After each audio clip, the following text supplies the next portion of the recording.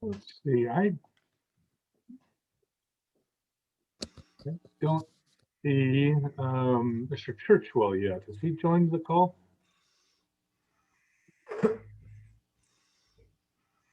I'm not seeing him yet either. Okay, let's give that just a minute. But we've got a couple of our other guests, Mr. Adelson, Mr. Levitt. I believe you're here as part of our interviews.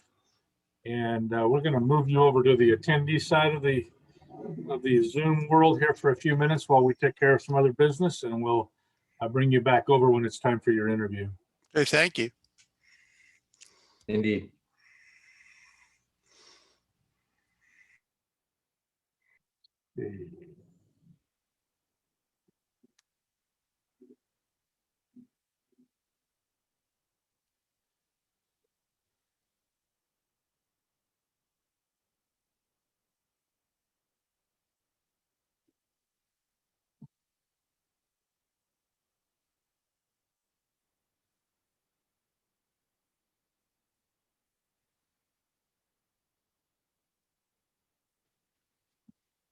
Good evening, Ms. Gibson. I believe you're here as part of one of our interviews. We will be doing those in a few minutes. We're going to move you over to the attendee side for now, and then we'll bring you back when it's time for those interviews.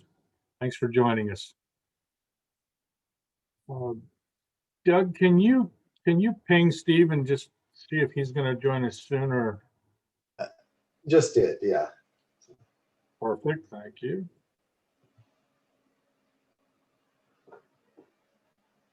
Oh, he just emailed me and says he only has the link for the closed session. He needs the this one.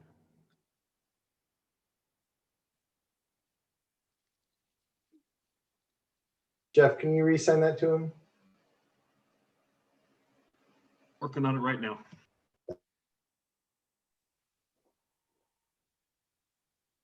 Too many links in the world right now.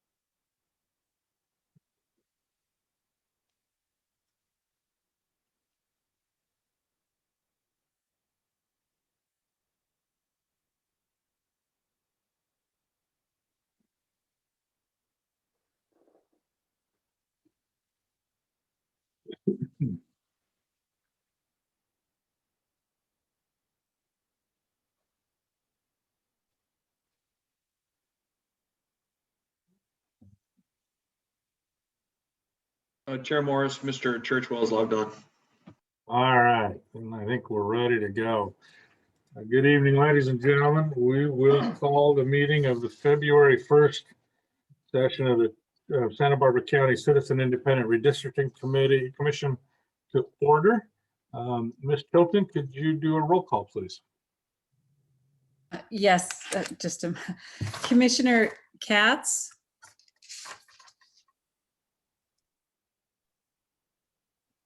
Here. Good deal.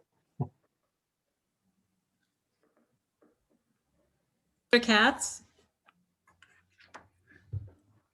Can't hear you, Lolly. Looks like she's having a little trouble getting the mute off, but she I is. am. Okay, can you hear me now?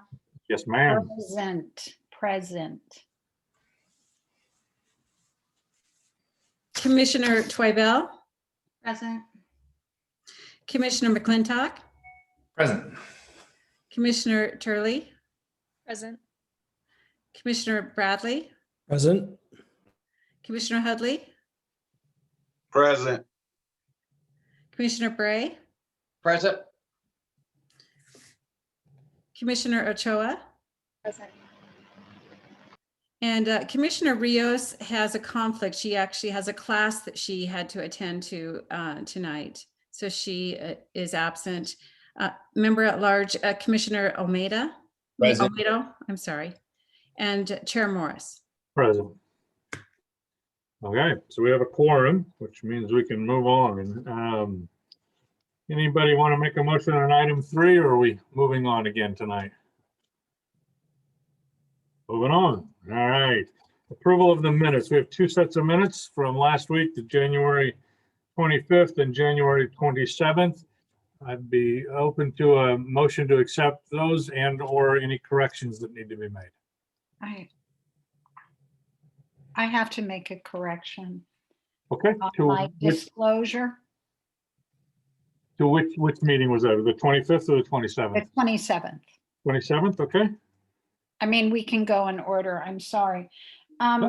It was noted that I spoke to a resident of an SRO.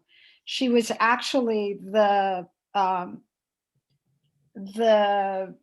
head of the SRO, and I'll have to get her name. So can we leave that for correction later? I think we can accept that with knowing you're going to send that name. Yeah, I will. Okay. Thank you. Any other corrections to either set of minutes? If not, is there a motion to accept? I'll motion to accept. McClintock Second. makes the motion. Commissioner Bradley seconds. Ms. Tilton, back to you.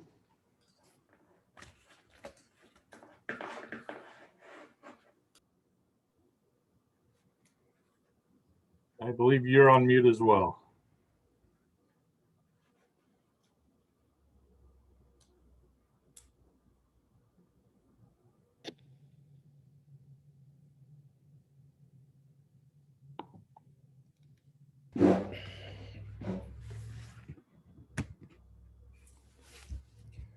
I'm having technical difficulties. We hear you now. We can Oh, hear you you. can hear me. Okay. We got you now. Commissioner McClintock, I'm still having issues, but can you hear me? I can hear you. We can, yeah. I don't think we heard any of the roll call on the minutes, so maybe we start on that one again. Okay, Commissioner McClintock, Aye. Commissioner Katz, Aye. Commissioner Twibell, Aye. Commissioner Turley, Aye. Commissioner Bradley, Aye. Commissioner Hudley, Aye. Commissioner Bray, Aye. Commissioner Rios. I'm sorry, Commissioner Ochoa.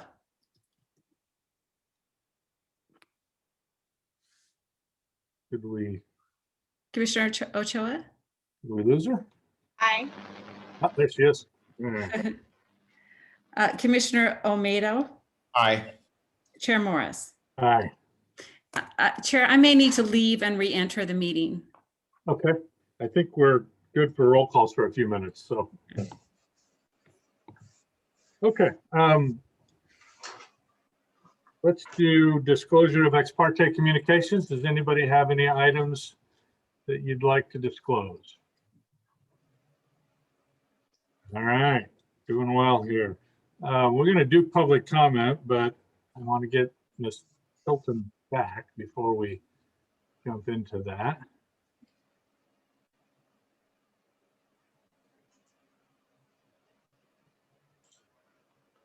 Ms. Anderson, are you available?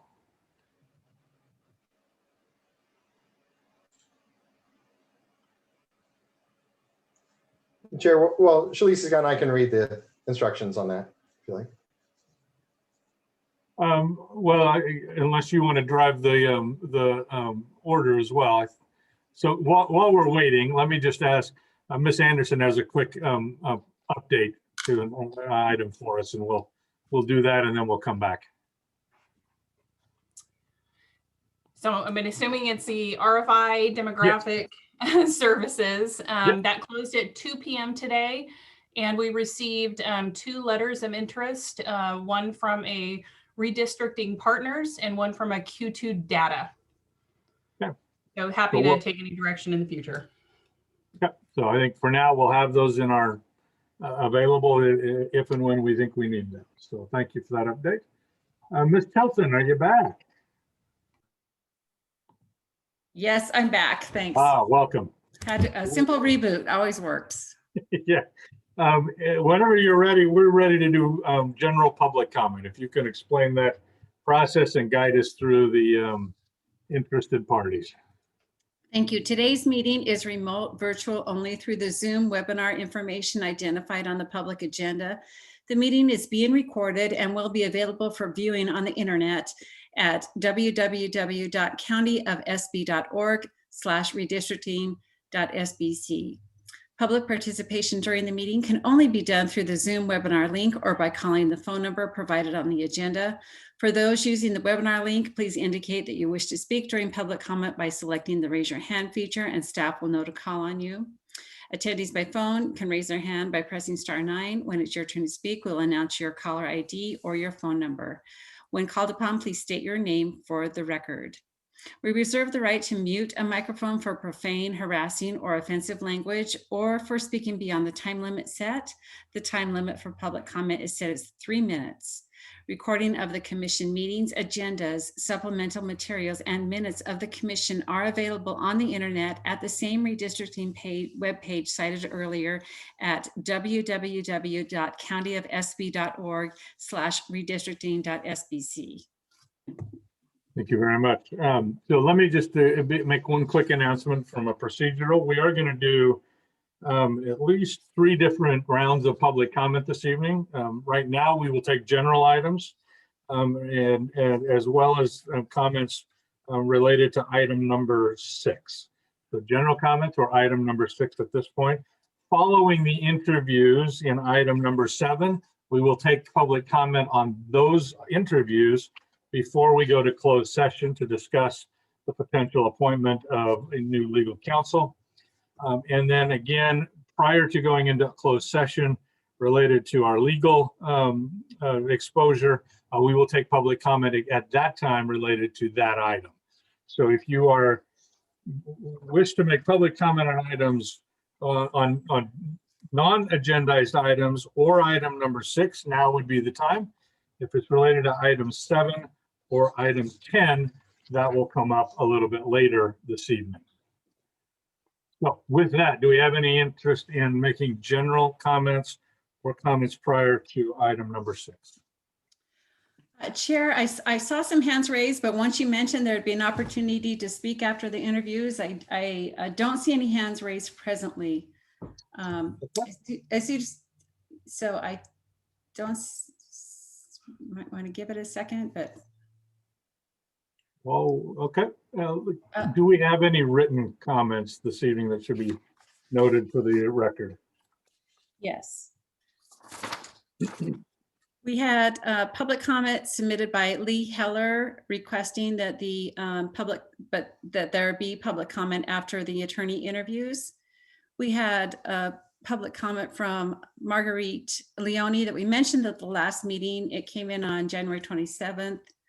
Correcting a public misunderstanding, correcting public comment misunderstanding.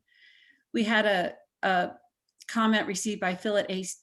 Seymour questioning the legality of engaging Nielsen Merksemer. And we had a letter from County Council declining to attend tonight's meeting. It's my understanding that the County Council was asked if they would advise on the questions that were raised about conflicts of interest, but they declined and deferred to Mr. Churchwell. Very well.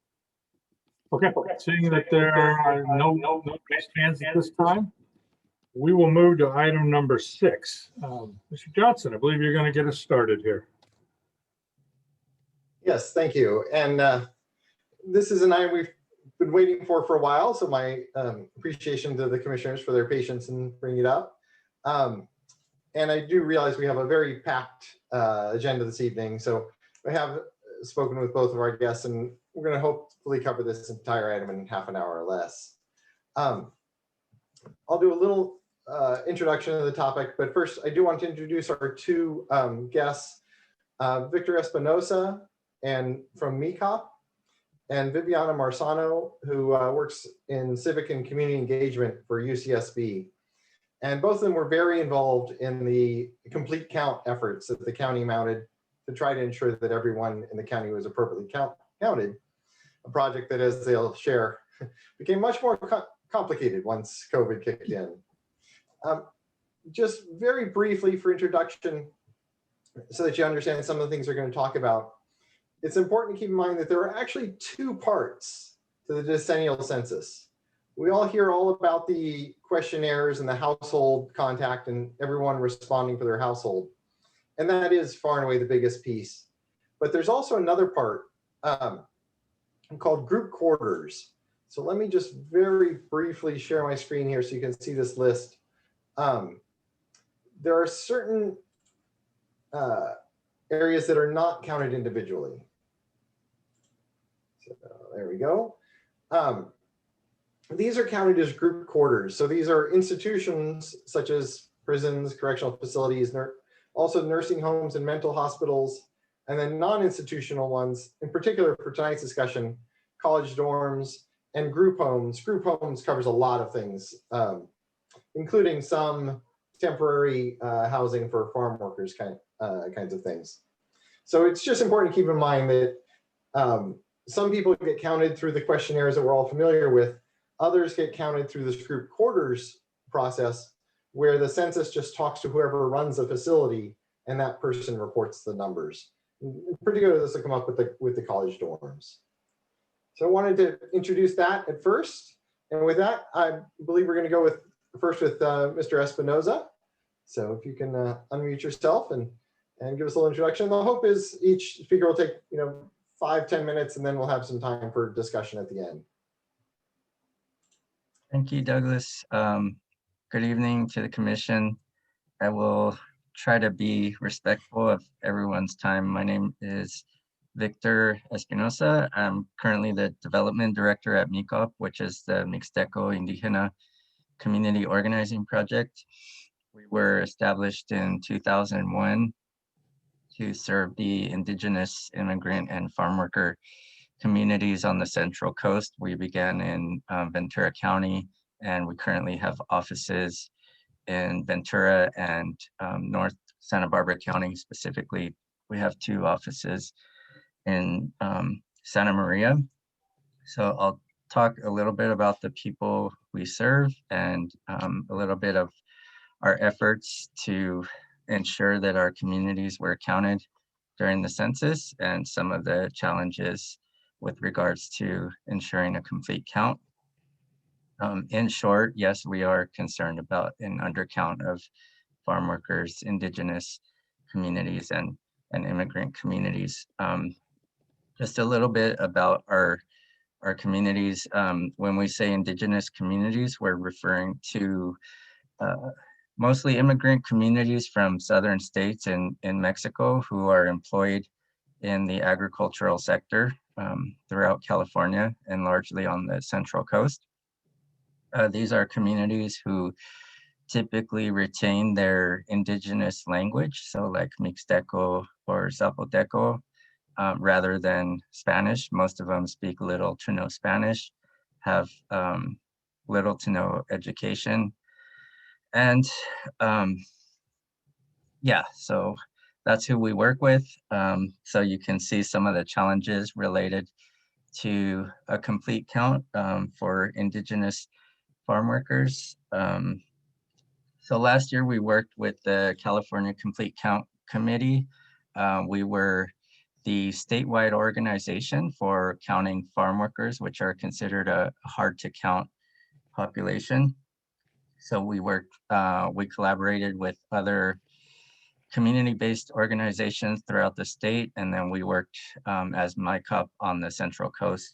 And then prior to COVID, we had begun an education phase for the census, which consisted of using our status as trusted messengers in the community to educate our community about the importance of completing the census. We did outreach using community outreach workers who spoke indigenous languages like Mixteco and Zapoteco. We went directly to work sites at the farms to conduct outreach early in the morning. We brought coffee and sweetbread and census information. Then when the pandemic hit, it became a lot more challenging. There's basically 3 challenges that we had to face with doing outreach. One is of course, the political climate that was rather hostile to immigrants. And we know that the previous administration discouraged participation from everybody through like proposing a citizenship question and proposing to exclude undocumented immigrants from the final count, which discouraged participation. Another challenge is the social issues related to accessibility. So because indigenous languages are not written, it's very difficult to access a written questionnaire unless you have somebody who is able to work directly with you and translate the questionnaire into Mixteco or Zapoteco.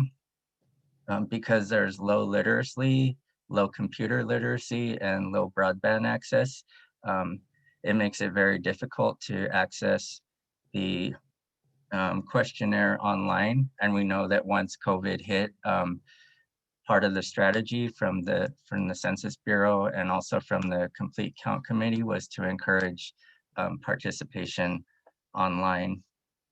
And then just the challenges related to COVID. We know that there are health disparities and economic disparities that were exacerbated by the COVID pandemic. And because our communities were hit particularly hard by the pandemic, a lot of the focus became on day-to-day survival and accessing basic needs like food, clothing, and shelter. And completing the census became kind of a secondary concern for our communities beyond the very basic human needs that needed to be met as a result of the economic and health effects of the pandemic. We were able to conduct outreach amidst the pandemic. We used social media. We found that our Facebook following was one way. We have a community radio station, Radio Indígena 94.1 FM, and we used a weekly census-themed radio program.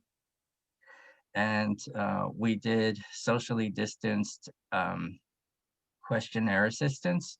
So we tried to do remote questionnaire assistance, but again, it was very difficult because of the limited computer access to help Mixteco families complete their census online in a way that was done remotely and that was done in a way that was safe both for our outreach workers and for the communities.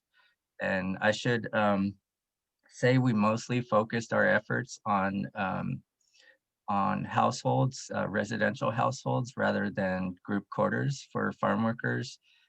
We weren't able to visit group quarters during our outreach efforts. In fact, here in Ventura County, there was actually a COVID outbreak on one of the group quarters where farm workers are housed. And so we really wanted to protect our staff and the community. And so as you can see, our efforts were somewhat limited in that respect. So if you're interested in learning more about the Indigenous farm worker community, there's a 2010 Indigenous farm worker study. And I can post a link in the chat if you like. And then if you're interested in self-response rates, California had a self-response rate map where we can actually see the percentage of households who are responding to the census. But because farm farm labor is paid so low and housing is so scarce. Many farm workers live in informal housing, sometimes 3 or 4 families to a household. And so if you have a household that's responding to a census, you don't really know if each family is in the household is actually responding. It's more likely that perhaps one family is responding, but there might be other families living in a single bedroom who are not responding. And then also just the fear of the federal government and immigration enforcement, which makes it really difficult when an enumerator comes knocking on the door for an Indigenous immigrant farm worker family to want to participate and give personal information to the census. So I will leave it at that for now. And I'm happy to answer any questions and provide information. I'll leave that farm worker study in the chat. Thank you. Thank you very much, Mr. Espinosa. And I think we'll save the questions for both of them at the end to get through it if we can. So with that, I want to introduce Ms. Marsano from UCSB, who has dedicated quite a bit of the last year to trying to make sure that all the students got counted. So if you can give us a little insight into what was done and how successful you think it turned out to be given all the circumstances. Thank you. It was definitely a challenge, you know. I'm going to preface the presentation saying that I collaborated with the Isla Vista Community Services District. So together we formed a complete count committee between UCSB and them because, you know, we have around 19,000 people living in Isla Vista, and a great percentage of that are students. So as you can imagine, we had all these plans. We're going to have Q&A centers and Q&A kiosks, and with food and computers to help everybody in Spanish and in English. Then, you know, the census started March 12th. March 13th, the university canceled classes, and it was a major exodus and complete chaos. Why complete chaos? Because college students are supposed to answer the census in the place where they go to school. But a great percentage of the students just moved home with their parents. Also, parents started, you know, like reporting them in their questionnaires. So thank God I have access to a lot of people with only one email. So with one email, I could reach 26,000 students, and another email for parents, I could reach 24,000 parents. So these emails, which we call targeted emails, were sent several times during the process.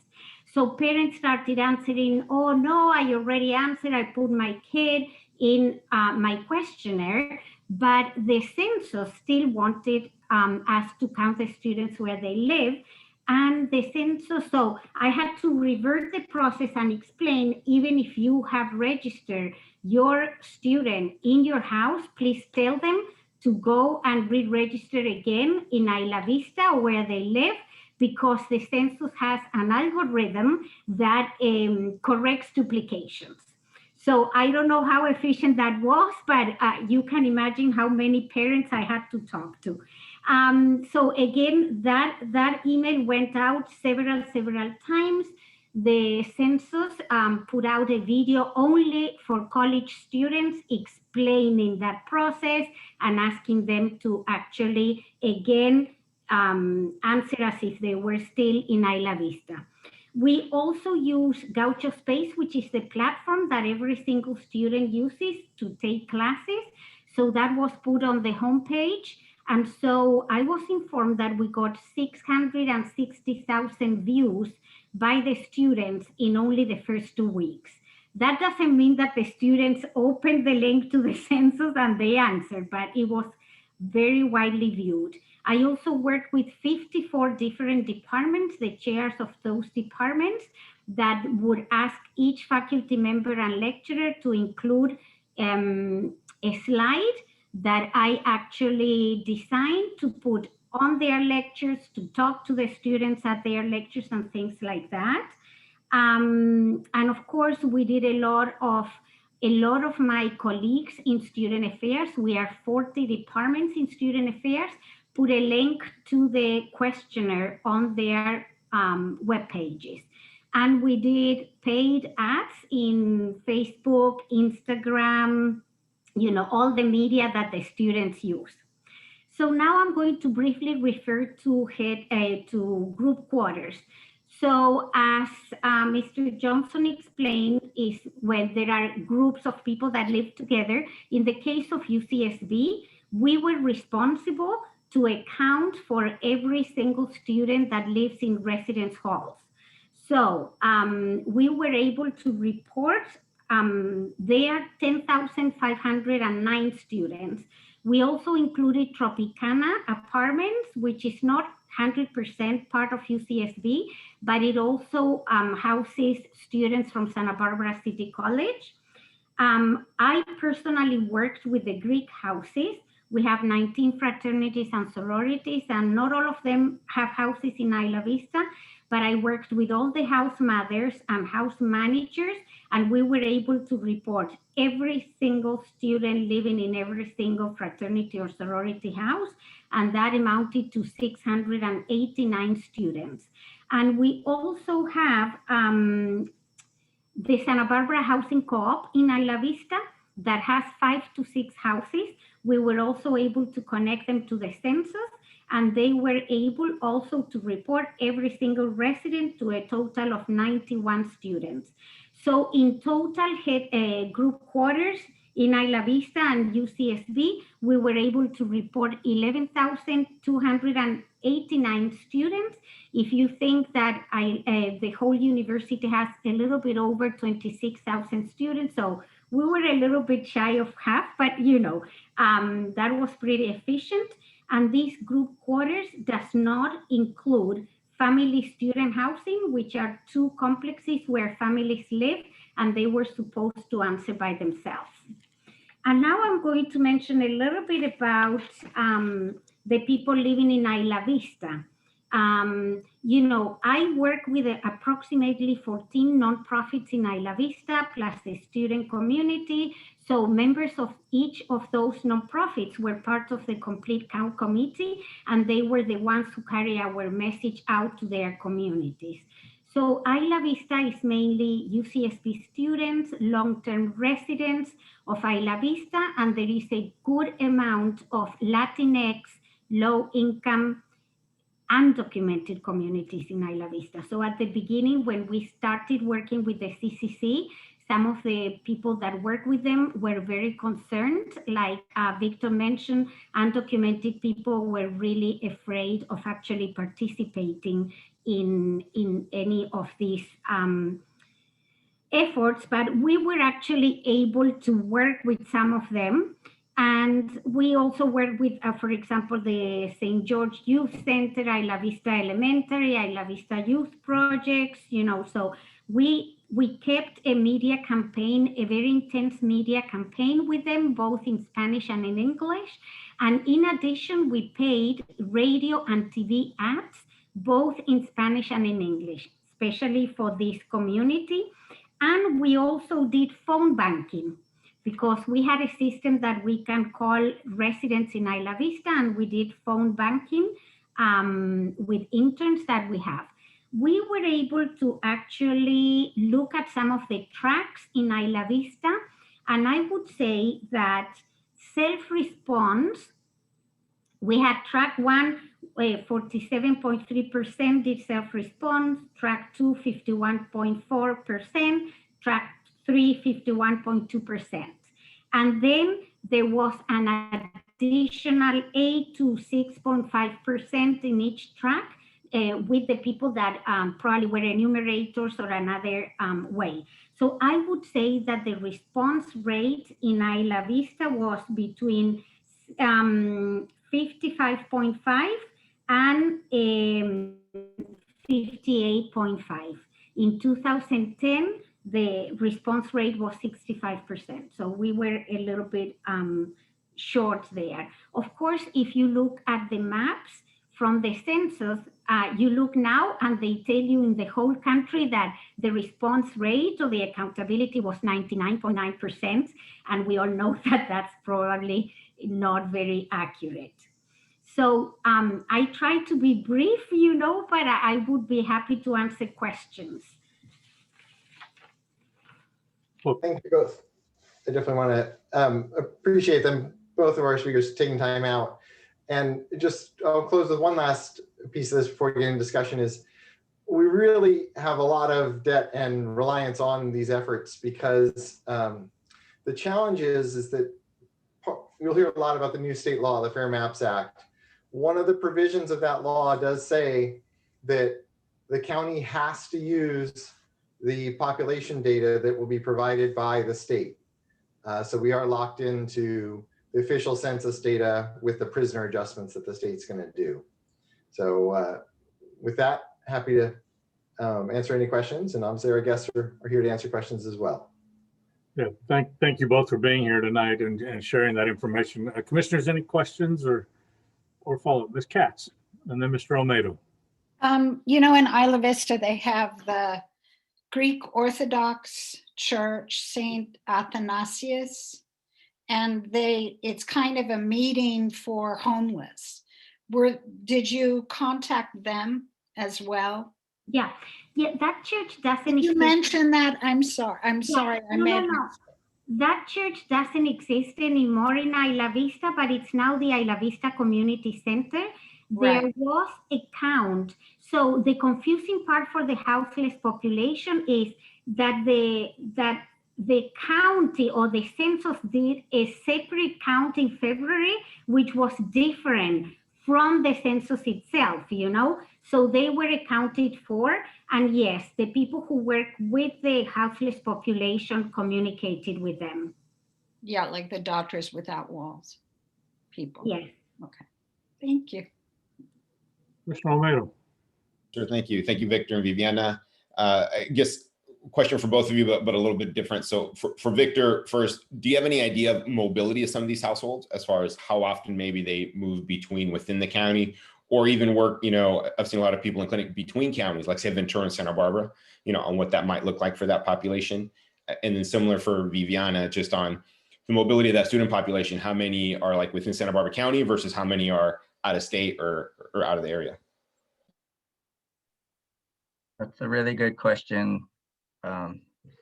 Because as you pointed out, farm work is often seasonal, and so families travel between different areas of the state to follow the crops, and even sometimes they travel to different parts of the country to look for work. And so yeah, that's another issue is that the census count, the date was April 1st, and so yeah, we mainly worked with individuals who were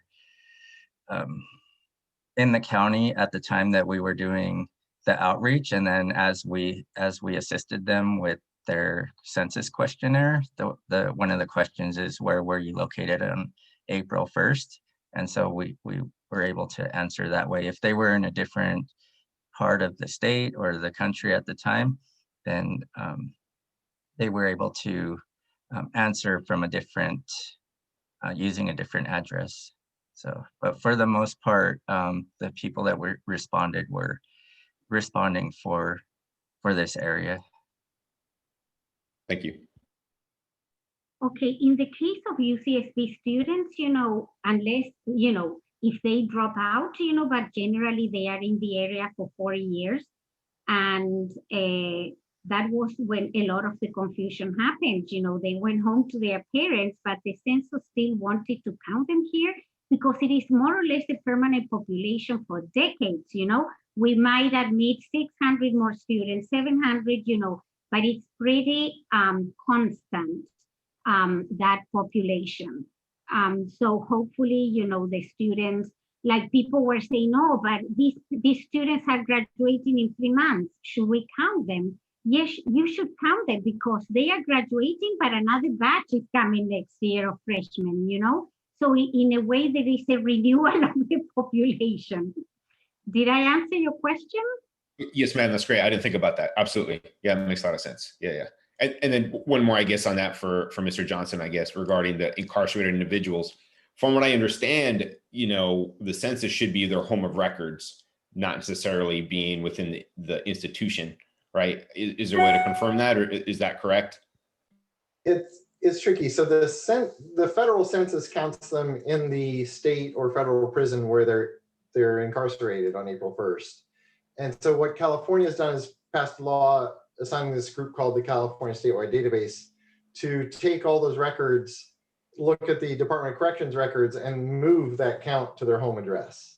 So the census doesn't, but the state is going to the best degree it can, and only for the state prisoners. They couldn't do it. They can't get access to the records for the federal prisoners to do that.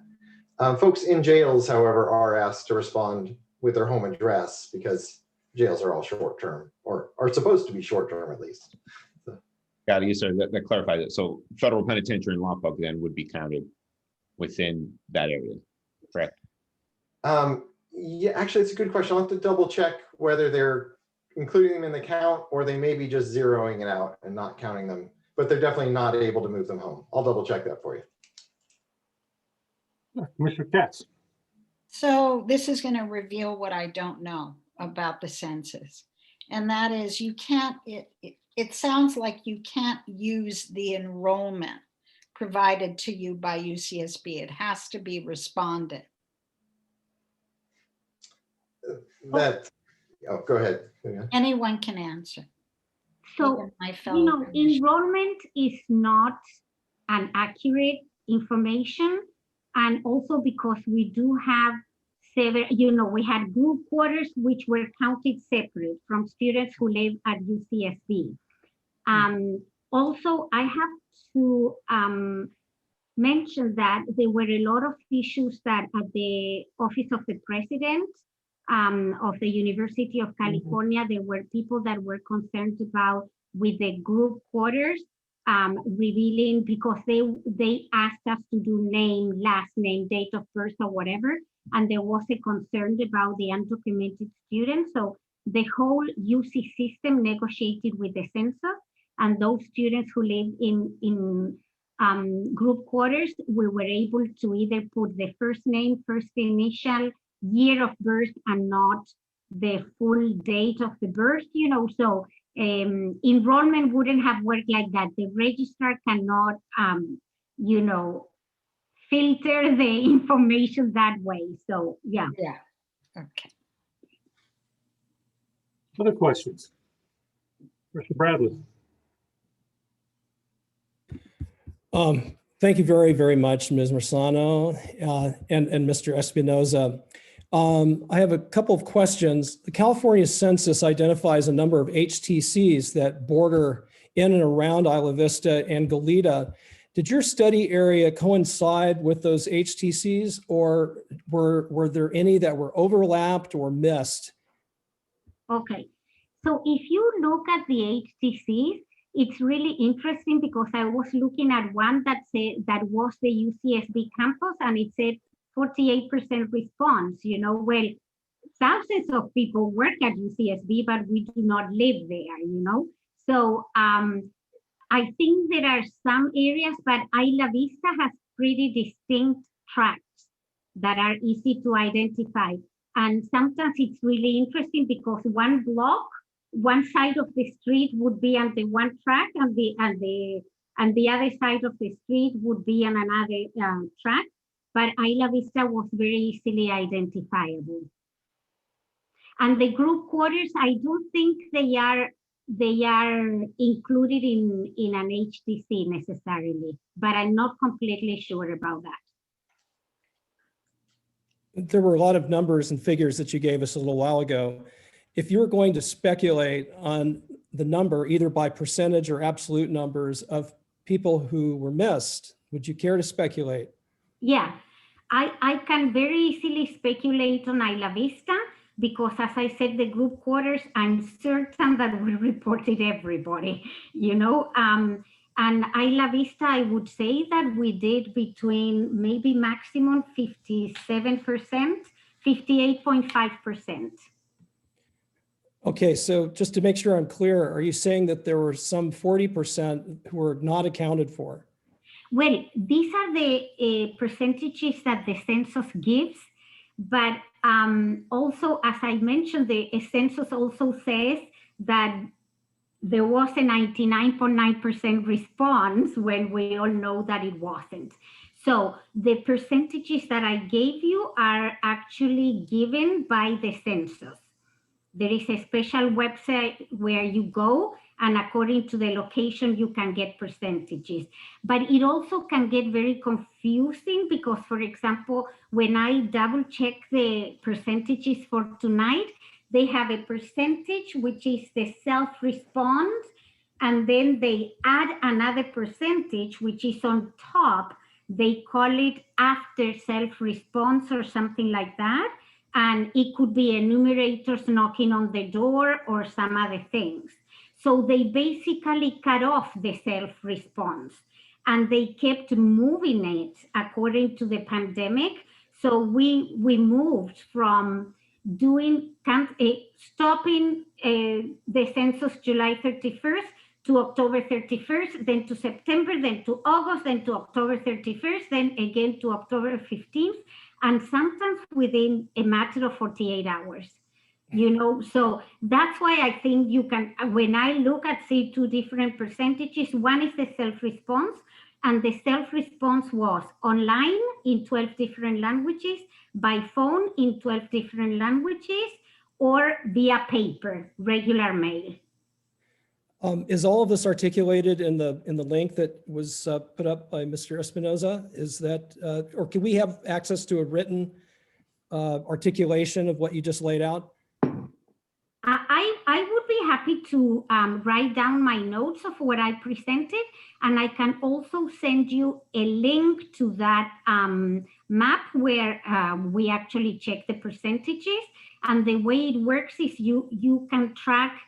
This is the problem with Isla Vista. You can go tracks, but in other cases, you can do per county and you will get a more accurate count, But Isla Vista, like I couldn't reach the tracks, but the manager of the Isla Vista Community Services District was able to access those tracks, So it's very random.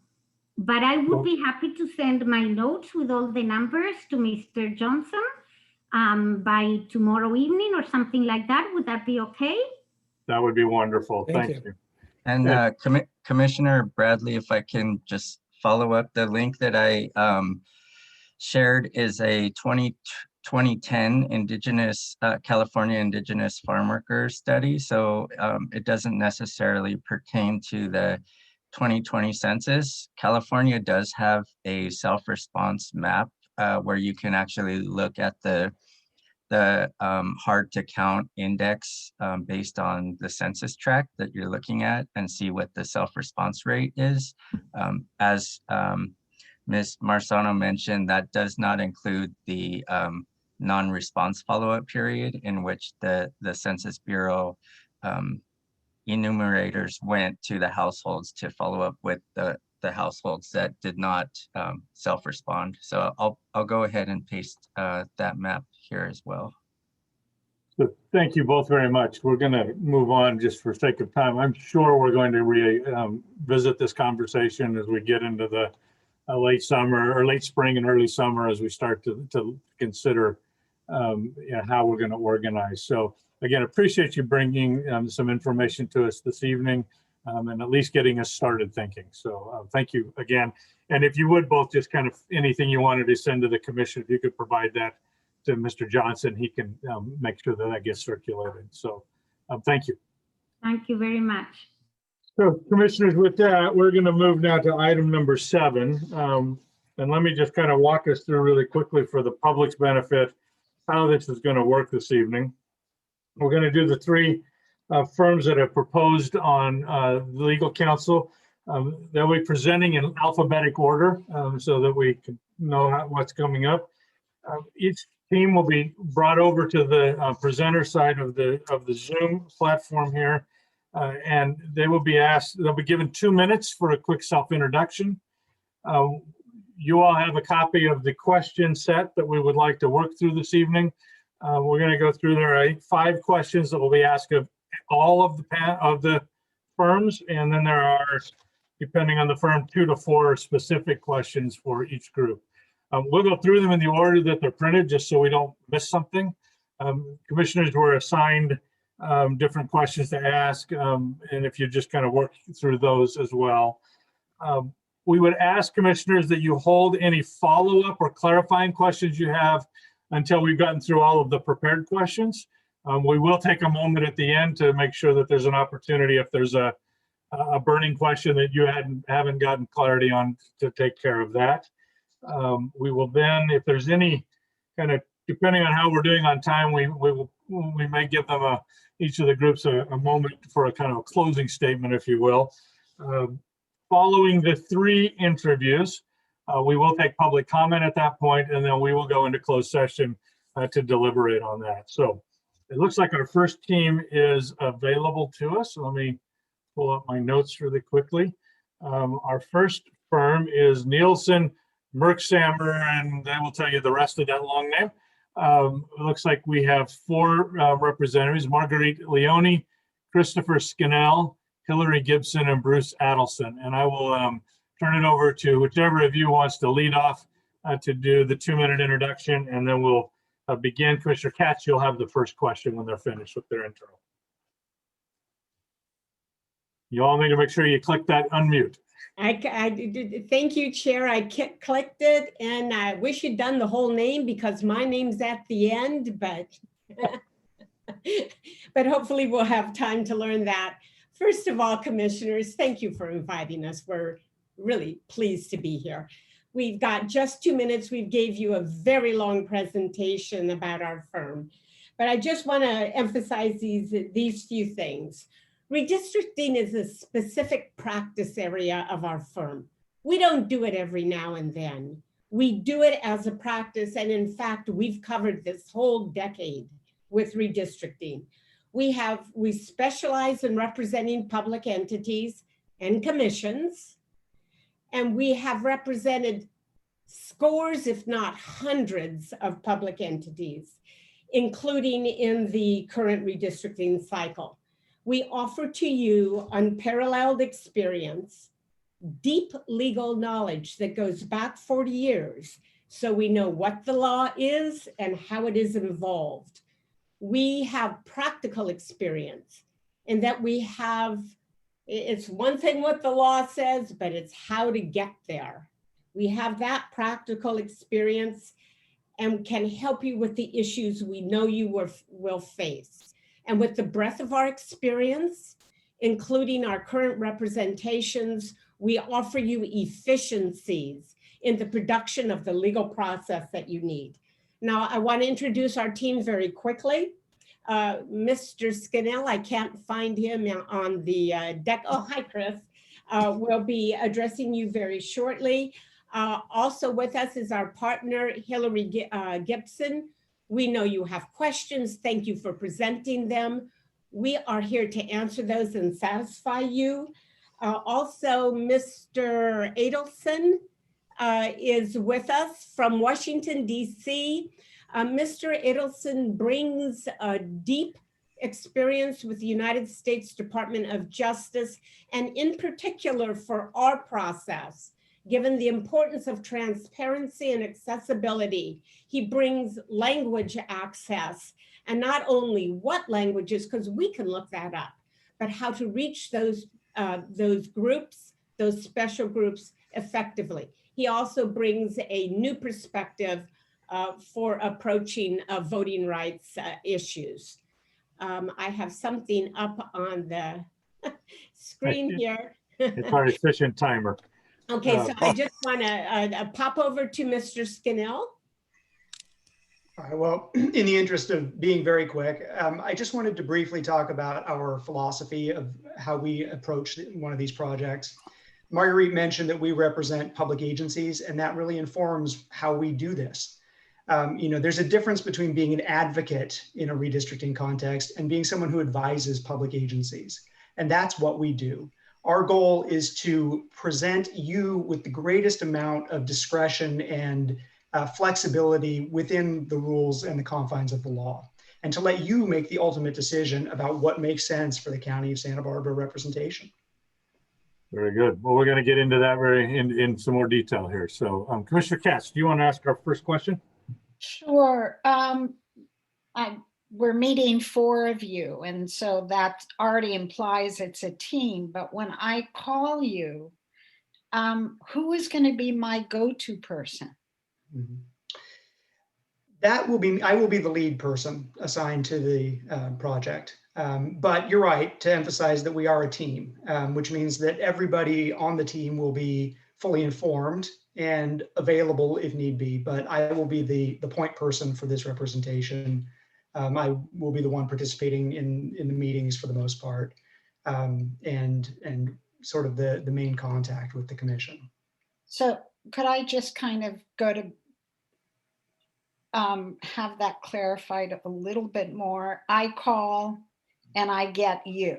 And then if there's something that you need to confer with your partners. Yes. And then you'll get back. That's right. Very good. And Commissioner Katz, if I may, if you don't get Chris, you can ask for me. And of course, we are a team.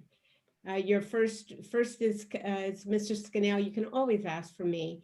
And we will be involving Mr. Adelson as our language issues become more important. And he will be available as well. Very good. Mr. Bradley. Good evening, team. Based on your interest in working with the Santa Barbara County Independent Redistricting Commission and what you already know about Santa Barbara County, what are a few Santa Barbara County specific challenges and pitfalls that you anticipate with redistricting? Thank you. Mr. Bradley, thank you for the question. I think we had an excellent starting presentation on one of the very big problems, and that is population challenges in your county. You have a diverse county, urban rural, with concentrations in large open spaces. You have the issue of group quarters. You have the interruption of the COVID virus and what that has done to the census. You have rigid standards that you're required to follow. And on top of these natural challenges, population, demographic, on the ground challenges, you have the problem of not knowing as we talk right now when we are going to get the census data. It looks like it could be perhaps even the middle of August. And then you are facing with that delay in your population challenges, you will be facing inflexible deadlines unless we get the legislature to step in and help us. And those inflexible deadlines are the deadline when you have to get this done, and then the filing periods that open. You have a little bit of slide in the in lieu filing periods, but other than that, it's pretty rigid. What challenges do those present to you? The whole point of your ordinance and the whole point of the state law is to involve the public. And that would have been nice to do when you had your census population, your census data by the 1st of April. But you're going to have it maybe, let's hope, out of the statewide database. And we, as we sit here, don't know the quality of that data, but you're going to have it, let's hope, by September 1. The rush to get through your hearings adequately is going to present a challenge of inclusion and transparency. And that's going to be especially difficult for your county because of the demographics on the ground. And then you have criteria that may change the way things have been done in the past in your county. So it's going to be a challenging process, and these are just some of them. Thank you. Commissioner McClintock. Good evening, all. How will you prioritize the Commission's work to protect communities of interest, partisan fairness, and electoral competitiveness? Well, I mean, I think at the risk of being a little glib, the short answer is we're going to follow the statute. And what I mean by that is state law and the county's own ordinance place communities of interest in a higher level of priority than partisan fairness or electoral competitiveness. And so, you know, that's a perfect example of how this works. It's going to be a very difficult process because now we are going, unlike past decades, we're going to have to follow a very set list of priorities and criteria. And so it's going to be a matter of doing that. I think in terms of how to promote those, I think with respect to the communities of interest, especially, the public record is going to be very important, as it always is. And I think Mr. Adelson's role in terms of the outreach to the minority language groups is going to be particularly important in this context. And so it's going to be, we're going to have a robust process to have outreach to those groups, to have them come in and share, you know, what are the communities of interest that need to be taken into account? You know, where should they be unified? You know, how do they work with each other? Thank you. Thank you very much. Commissioner Ochoa. Hi, can you describe any current or past relationships that you have with the demography firm currently engaged by the commission? Absolutely.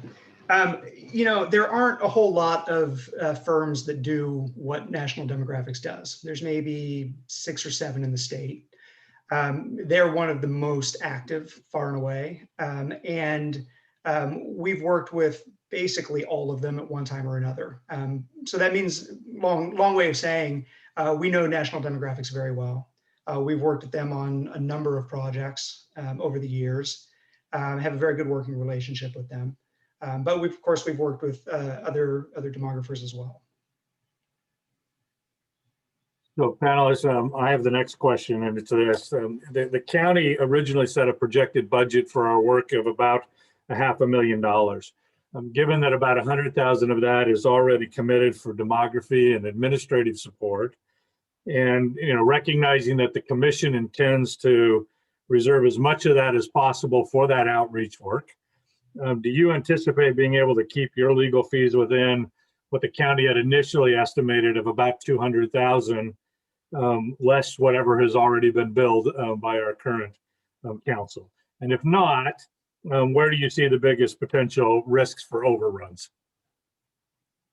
Chair Morris, let me take a little bit of a stab at that. We thought $200,000 was reasonable for this project. As again, I want to mention that we offer you efficiencies because we know what we're doing. Many of the questions that you're going to face, we're facing with other clients. You ask if we can still stay in that budget. Well, we don't know how much has already been spent. So 200 was reasonable. If, you know, if we're down to 175, yeah, we'll work with you on that. You know, if on the other hand, we've eaten up half that budget, we may be going hat in hand to the Board of Supervisors and saying we have a unique problem here. Where is the drain going to come? The drain is going to come with litigation. Our goal is to avoid that. And we've generally been successful. Can't always be done. But the bad thing about litigation is you're the ones that are going to be sued. So you don't control it. You don't know what issues they're going to raise, how long they're going to draw it out, how reasonable they'll be when it comes to discussion of settlements and resolutions. And so litigation can be a black hole. Thank you. Commissioner Hadley. Good evening. There have been concerns raised during public comment regarding representation and possible political action committee involvement by your legal team's proposed members. Can you address these concerns and describe steps you will take to ensure the team assigned to this commission is free of any actual or perceived conflicts of interest? I'm happy to address that, Chris, unless you wanted to. Why don't you go ahead. Sure. So the county's ordinance dealing with disqualifications for commissioners and consultants specifically refers to the language of that ordinance is a political committee required to register with the Secretary of State. That language is not a technicality, it's very intentional. It's clearly meant to refer to PACs and which are required to register with the Secretary of State, as opposed to other types of entities or individuals that may be required to file campaign finance reports, but are not required like a PAC is to register with the Secretary of State. So the two Board of Supervisors contributions that have come up in the context of public comment were made by a major donor client, which is, it's a corporate entity, it's a housing developer, it is not a PAC, it's not required to register with the Secretary of State, so they are just plainly not within that ordinance, and so don't create an issue here. Nor should they be with respect to a major donor client like this. We sign the reports, attorneys in our firm, myself included, sign the reports as an attorney or an agent for the filer. We don't have any interest in the corporation. We don't have anything to do with the contribution decisions. But to avoid even the perception of a conflict, you know, like Marguerite and Chris said at the beginning, we all work as a team. That's the case with respect to all of our clients. And so during the duration of this representation, we could certainly have another attorney that I work with already on those clients review and sign any reports for clients that are active in Santa Barbara County. Thank you. Commissioner Bray. You're still on mute, sir. Jim, you're still muted. We're all going to do it at least once tonight. I'm terribly sorry. Good evening, ladies and gentlemen. Thanks again for being with us tonight. Just to follow up from a previous question, there was a good bit of public comment about your request of an exemption from the conflict of interest policy. And Ms. Leone stated in her response to those concerns, the county's conflict of interest code was adopted after the response was submitted. Can you clarify your position on that item? I can be crystal clear. The commission has a conflict of interest code, and we are going to comply with it. We are going to disclose as required. We are going to file our Form 700s, and we are going to comply. We prepared our response to the RFQ, I think, maybe at the end of January. It was originally due on the 8th, and then it was due on the 15th.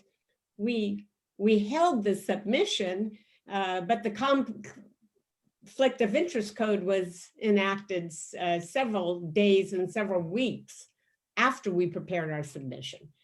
So if I were filing it today, there would be no question, and I represent to you on behalf of our firm that we will comply with the code. Thank you. Thank you. Commissioner Charlie.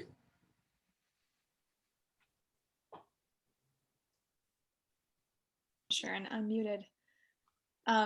Please describe your experience with redistricting litigation and what your firm has taken away from these experiences. Well, that's a fun question.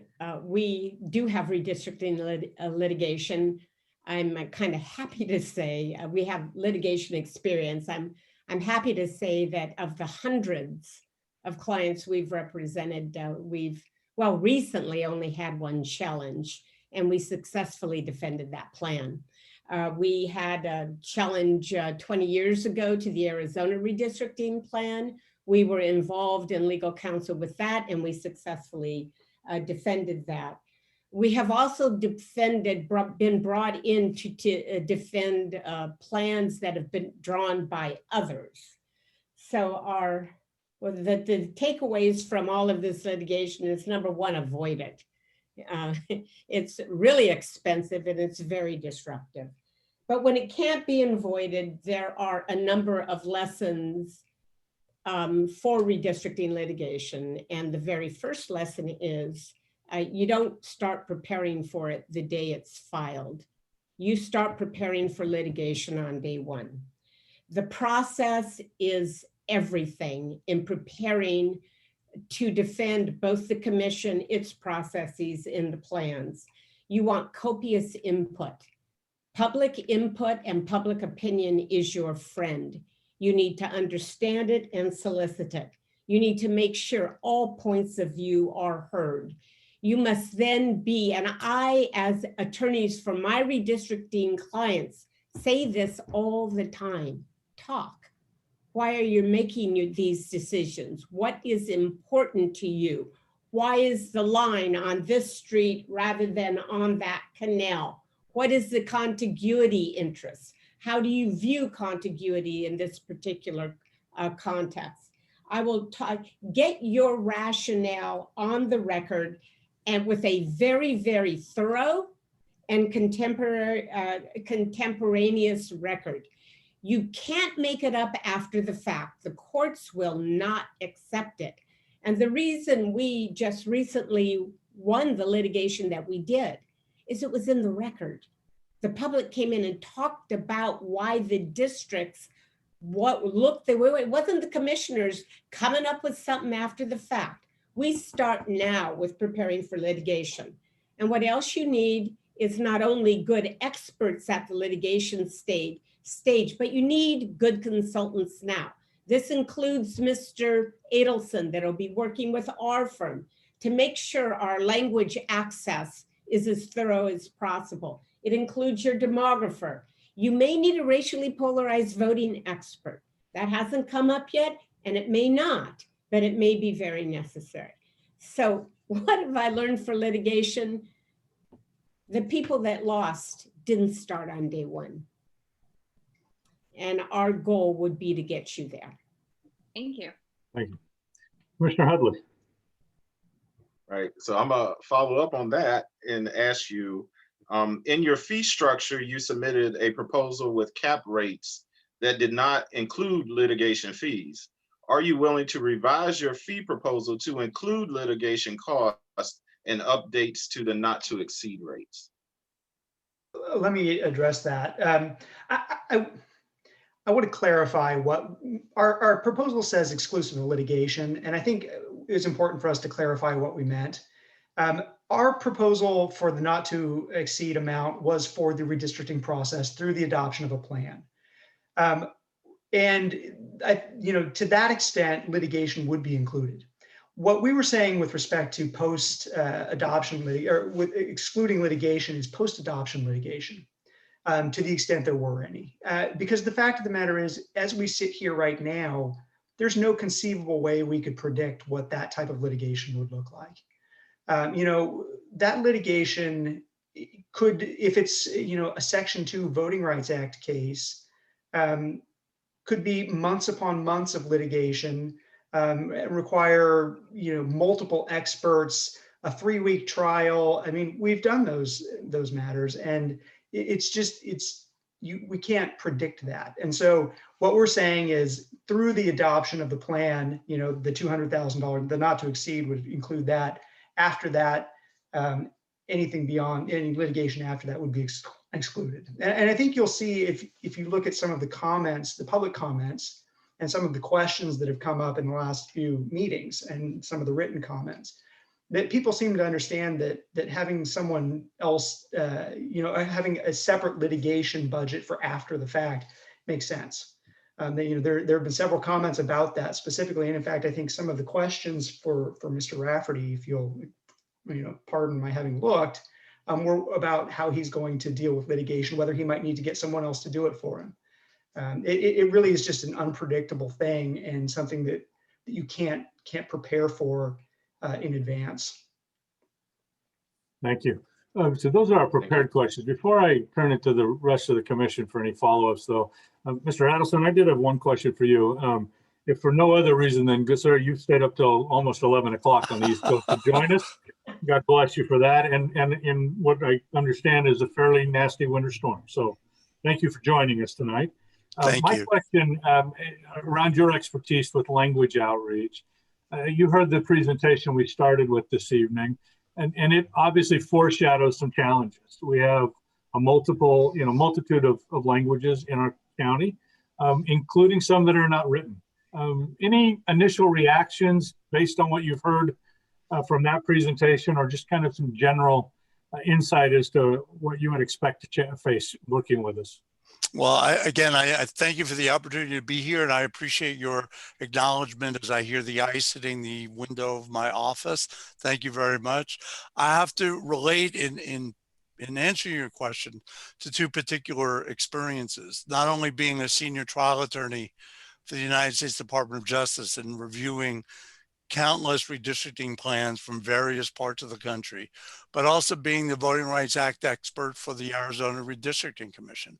In my role at the commission, one of my primary tasks that I was given by the chair was vigorous outreach, community engagement, accessibility, and transparency. And I know that there were questions about litigation a few minutes ago.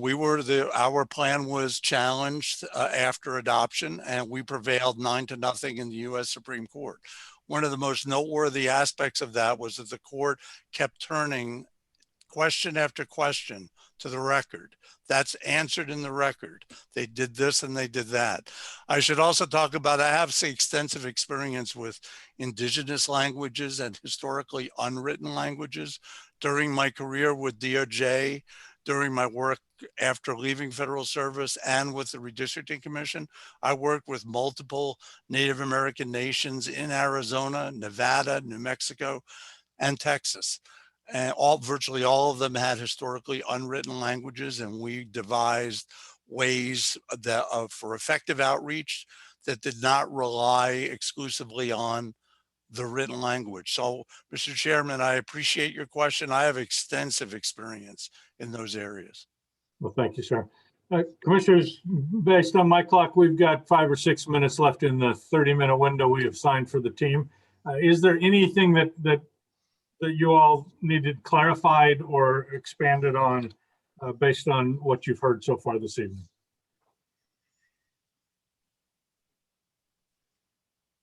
Commissioner Turley. Yeah, I did have a question for Ms. Gibson. In one of the public comments, it specifically stated that all of our contractors need to comply with the same rules that we would need to comply with in regards to not even being a paid employee of a political organization. So I'm just curious if that would apply in this situation. It just seems like a little bit more of a specific application of that rule. Sure, I'm happy to address that. It's not about being a paid employee. It's about the type of political committee that's covered by the ordinance. So it specifically applies to a committee that's required to register with the Secretary of State, which is what most people would refer to as a PAC. Not every individual or corporation that makes a campaign contribution and is required to file a campaign finance report is a PAC. Many of them are just corporate entities or individuals who make over a certain dollar amount and therefore trigger campaign finance filings. So it wouldn't be disqualifying for you either, to the extent that you were just a employee of a major donor client, because they're not a PAC. And if I might follow up a little bit on that, I think it's important to actually stick to the language of this ordinance, because if you start sweeping more broadly, you're going to start to disqualify every law firm that does anything in this area. Mr. Wucher's, not too long ago represented a Santa Barbara County supervisor in litigation, up through 2013. That's a far more direct involvement in county politics than what we've done, but it's not covered by the ordinance. And so, Mr. Rafferty is involved in the State Democratic Party Organizing Committee. It's also not covered by the ordinance, but the people who do this type of work do politics. And so if you don't stick to what the ordinance says, you're going to start disqualifying every law firm that has any sort of involvement whatsoever, and who knows what they're doing. Thank you. Commissioner Katz and then Commissioner Bray. So one of the comments, which is there's an overlap to this. If one member of a law firm is involved in doing something with representing someone who is given a certain amount of money, more than 500, I think you implied that you would exclude, you would somehow turn that over to someone else in your firm. So it's not, I was thinking it's an all or nothing. I'm not sure I've articulated that well enough.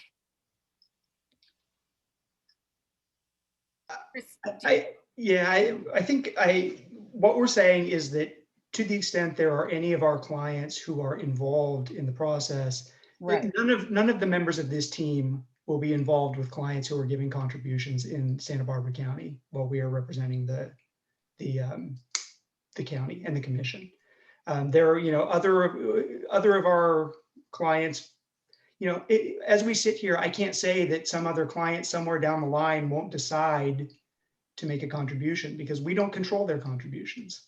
But what we can say is that our firm will not be involved in that process, or specifically the members of this team, and that other people in our firm would handle that role. Thank you. I meant conflict. You answered it, conflict of interest. Just couldn't come up with a term at the moment. Thank you. Commissioner Bray, I think you're going to have the last question. Thank you, Commissioner. I appreciate it. Ms. Gibson, I just wanted to kind of get my head around it and make sure that I understand your response in that your activity by the statute itself, the ordinance itself, would not classify you as an officer or a staff member of these political committees? That's right. I mean, the answer is that it's not a political committee. It's a corporate entity that the officers of that corporation decide to make campaign contributions. We act as their attorney, and we review from a compliance perspective their campaign finance reports, but we don't participate in their decisions to make campaign contributions. We're not officers of their corporation. And because they're not committees, they're not that are required to register with the Secretary of State, they're not PACs, they simply just don't fall within the ordinance. They're not the type of committee that the ordinance is trying to reach. So the key word here is they're not political committees. They're not political committees that are required to register with the Secretary of State. There is a technicality there. We were trying to keep the answer from getting too kind of technical and in the weeds. They are required to file campaign finance reports with the Secretary of State because they trigger by making certain campaign contributions, but they are not required to register in the same way PACs are as separate entities, basically, that are formed for the purpose of making campaign contributions. If I could, I think the answer is twofold. A, Ms. Gibson is not an officer, and B, she's not an officer of an entity that has to register. And both of those are reasons that it's not disqualifying, each separately. Very good.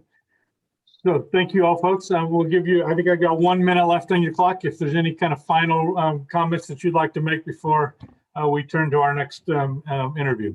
If I might address one other issue that has been raised in some of the public comment, but was not a subject of a question.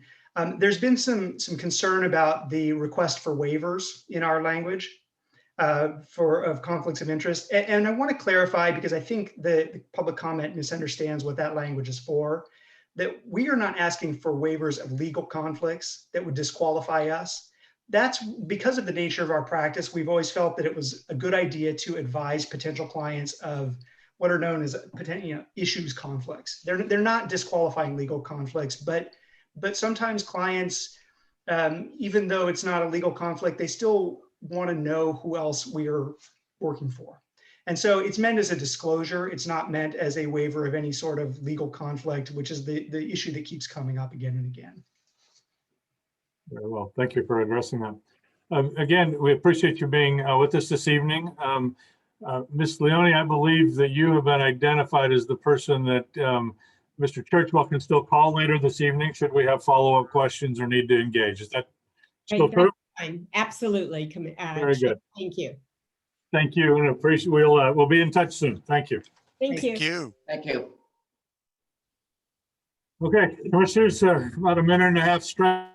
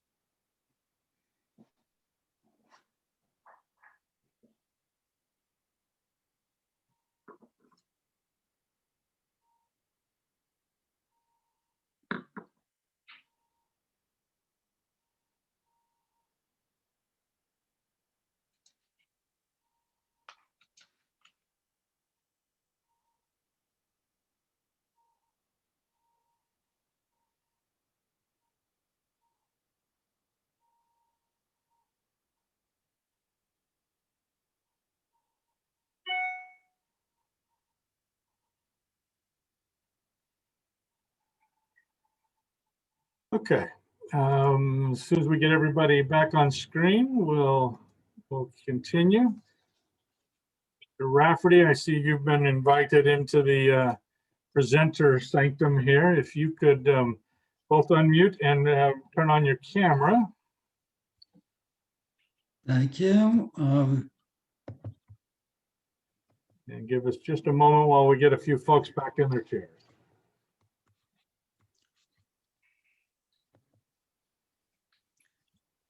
My camera should be on, but I'm not seeing myself. I have a stop video. Yeah, we are not either. Let's see. Dr. Tilton, is there something you might be able to suggest to help him out? It appears that his camera is available. And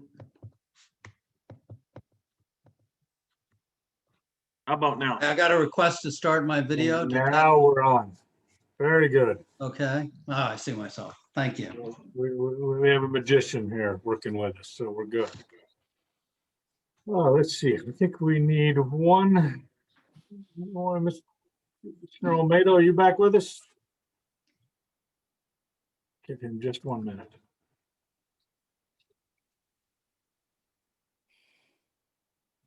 Yeah, y'all changed positions on me.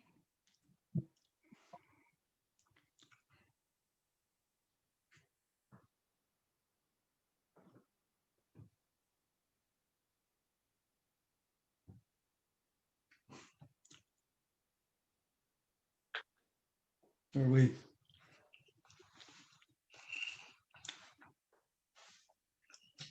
All right, there we go. We're all back and ready to go again. So Mr. Rafferty, good evening, welcome. As you witnessed in our last one, we'll follow a somewhat similar process. So if you would be so kind as to take just 2 or 3 minutes there at the beginning, general introduction of yourself, and then we'll begin with the questions as we did before. So Okay, thank you. Well, let me introduce myself both to you and to the public who may not have read the proposal, but I have been involved in voting rights for a very long time, from college, in fact, when I did the statistical work to help extend the Voting Rights Act to California and language minorities. When I went to law school, I was told I couldn't have a computer center account because why would a lawyer need that? It was a while ago, but I kept working on that. My thesis in college was about the Civil Rights Division, which is why I have so many friends that have that experience, and many of them are academics. Most of them are on the election law listserv that I've been on since 2004. I mention that because they were a fantastic resource to me in the West Contra Costa litigation, and they knew that I had no advanced compensation, and they came to my rescue more than once, and I'm grateful for that. I have to continue to have that access. They're going to get paid this time, and it can come out of my budget. That's fine. So if you ever have a question, I have, I think, access is as broad as anyone, and I bring a lot of credibility to this position. I mean, it's been said I'm an advocate. If you hire me, that's what lawyers do. They're advocates. I'll be your advocate. I will be inside the tent, and I'm tempted to say that most people would regard a map prepared by Dr. Johnson and defended by a report prepared for your approval by me as being pretty bulletproof. Nobody could question the dedication that I would bring to ensuring how comprehensive its concern for minorities and traditionally underrepresented groups would be. I think my 2 minutes is up. Looks that way. So thank you for that introduction. Let's see, Commissioner Katz, we'll start with you again this evening. Well, it sort of seems like this question might seem silly. I'm assuming that you're a solo practice. So when we have questions, we call you and you are our go-to person? Are you? Absolutely. I mean, I would intend to, you know, be teleconference into every meeting. I kind of hope that I get to meet you in person someday soon. I sort of been budgeting in a couple trips to Santa Barbara when things are safe. But if you ever had a question, it would be me. I didn't plan to delegate. I did not understand you to expect a litigation team. And we can address that because I spoke over the weekend. I know I can't amend my proposal, but I spoke to a good friend, Mark Moiser, who happened, I mean, we've done voter protection stuff together. He's a Republican. He actually ran for Secretary of State. You know, he can work with the hourly rate and the not to exceed. And I hope that gives some comfort because these are bipartisan issues. I've been very inclusive. Some of my best friends in this field, you know, I don't necessarily agree with, including Dr. Johnson. We have some philosophical disagreements, but we have a lot in common, and we have on some level both a professional relationship and a friendship. So, but it would be me. It would be me, and I can build out as you require. Similar to what you heard from the previous team, you know, the term of this contract is through next April, and there could be a certain amount of litigation, and I expected to handle that. Now, the Arizona Commission, they did from 2012 to 2017, they got $12 million in litigation fees. You know, that's obviously, I hate to bring that up, but that's outside the scope of this contract. So I thought you wanted an advisor, someone like Mr. Churchwell. I thought you probably used up about 100,000 of your legal expenses. And I absolutely agree to keep it to 100,000 because you need to spend that money on public engagement, on a first-class electronic platform. And I've dealt with that actually quite a bit, both at the federal level and more recently in working with jurisdictions. That's where that money needs to go, not to lawyers. You know, yes, you should avoid litigation. You avoid litigation by engaging the public. And I wish you would stop worrying so much about it.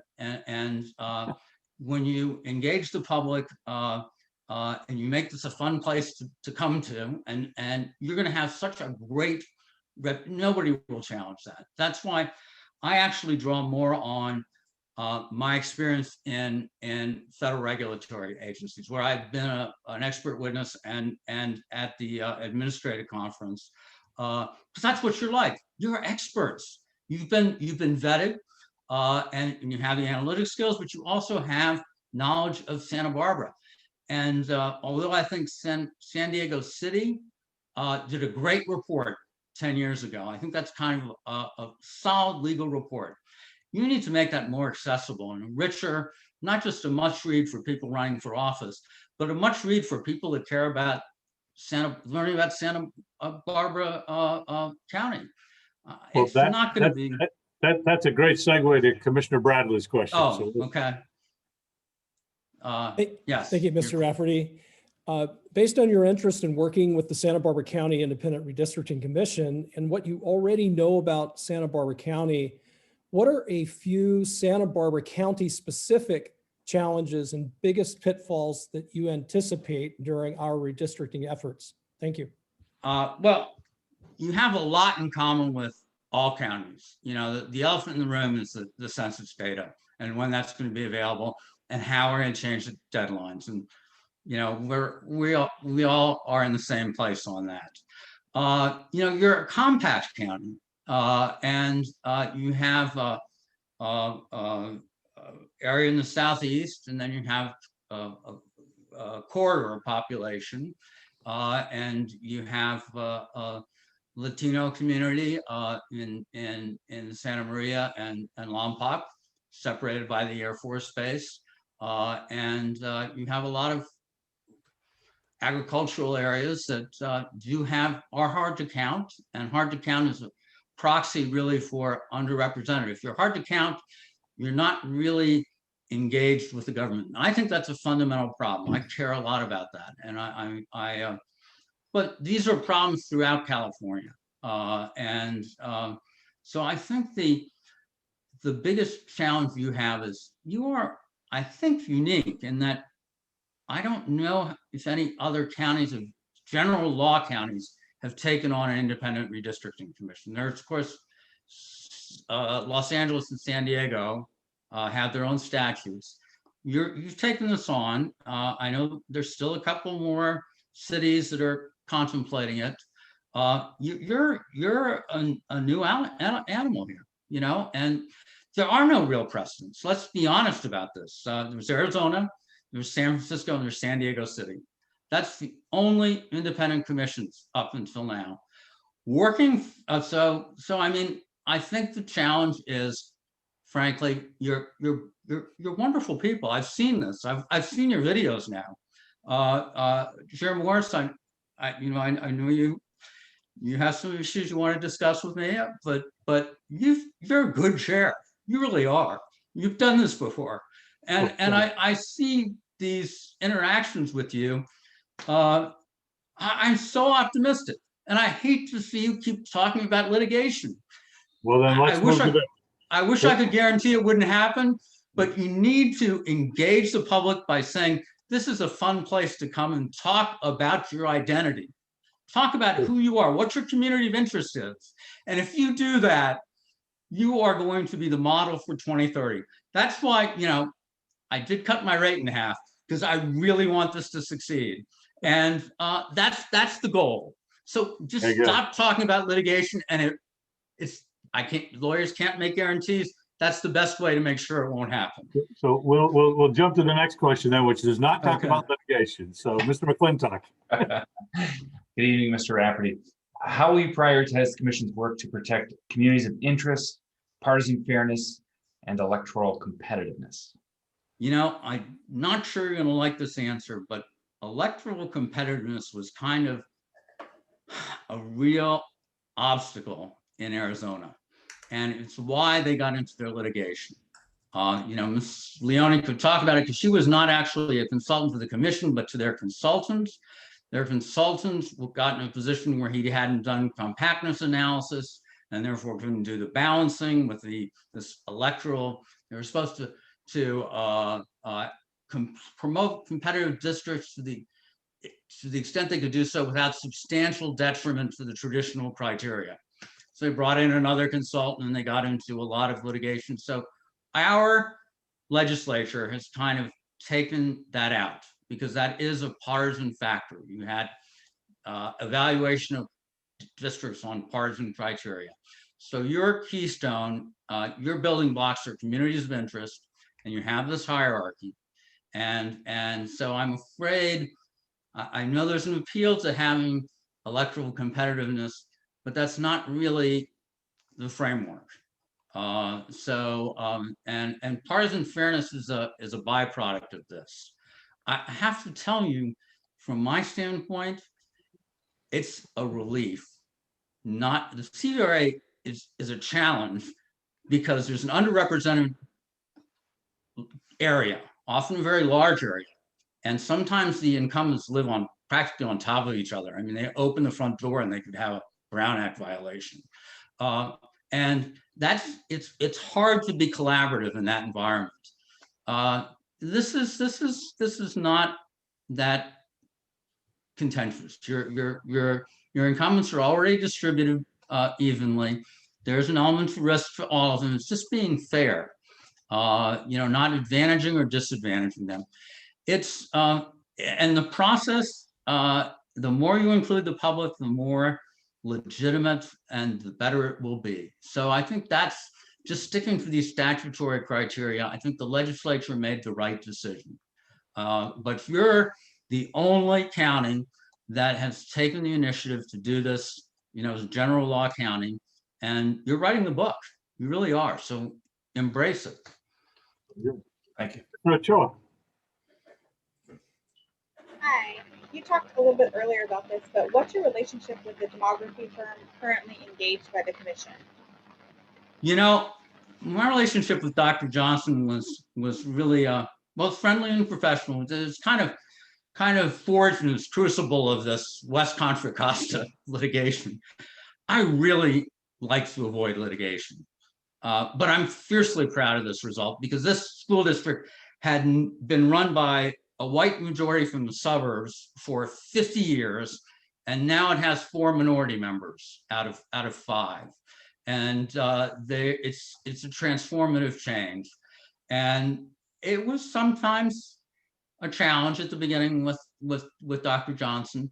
I think we came together in that context when the client said we need to settle this, when the county committee rejected the map, which had never happened before in the history of the state. And we were in court and we managed to do it at a very low cost basis.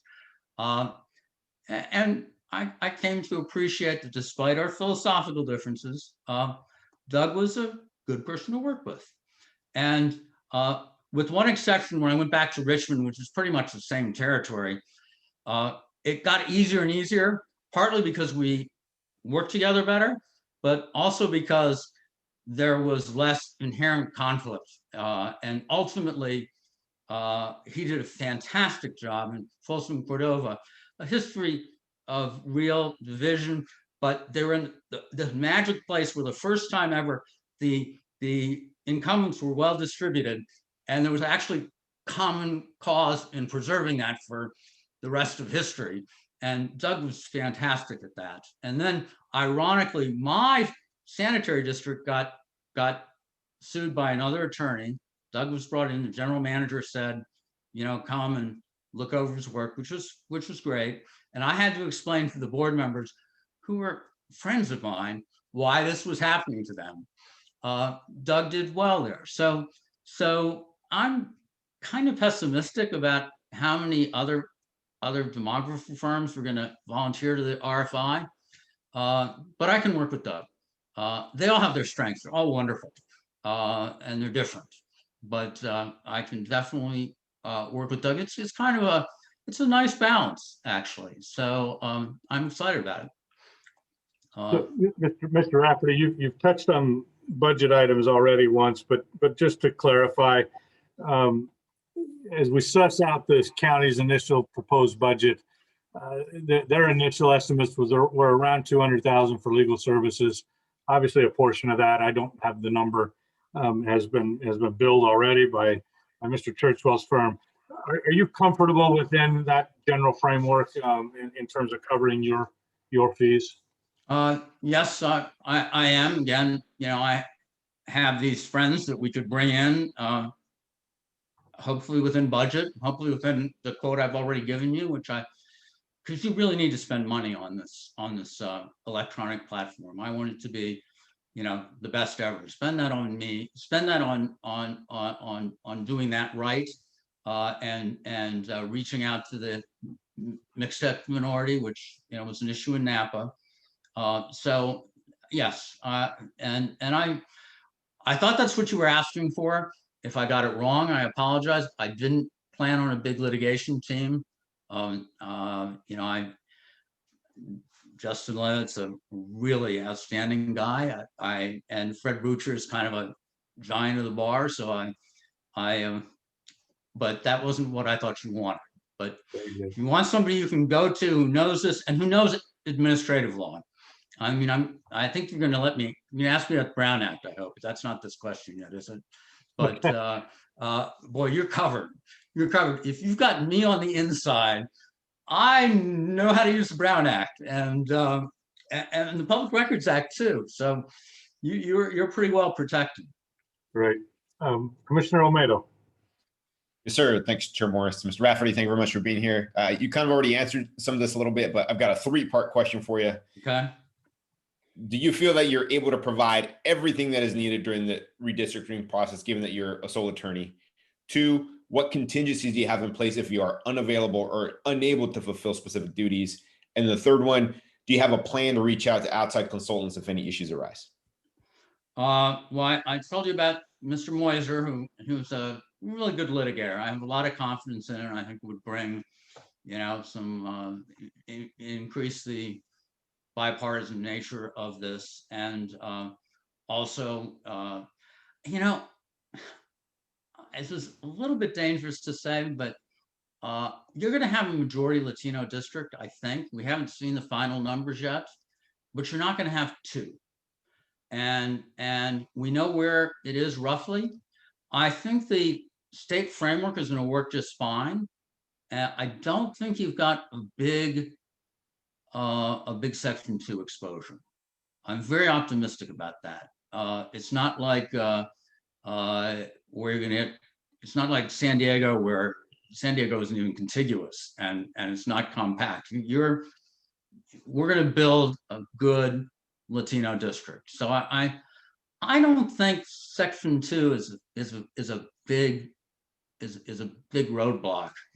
Doing general across the board good outreach, and a critical part of that is just being a place where people are going to think it's fun to come and brag about their identity, about their communities of interest, and you're gonna build a record that's not just going to survive litigation. It's going to be an interesting thing to read.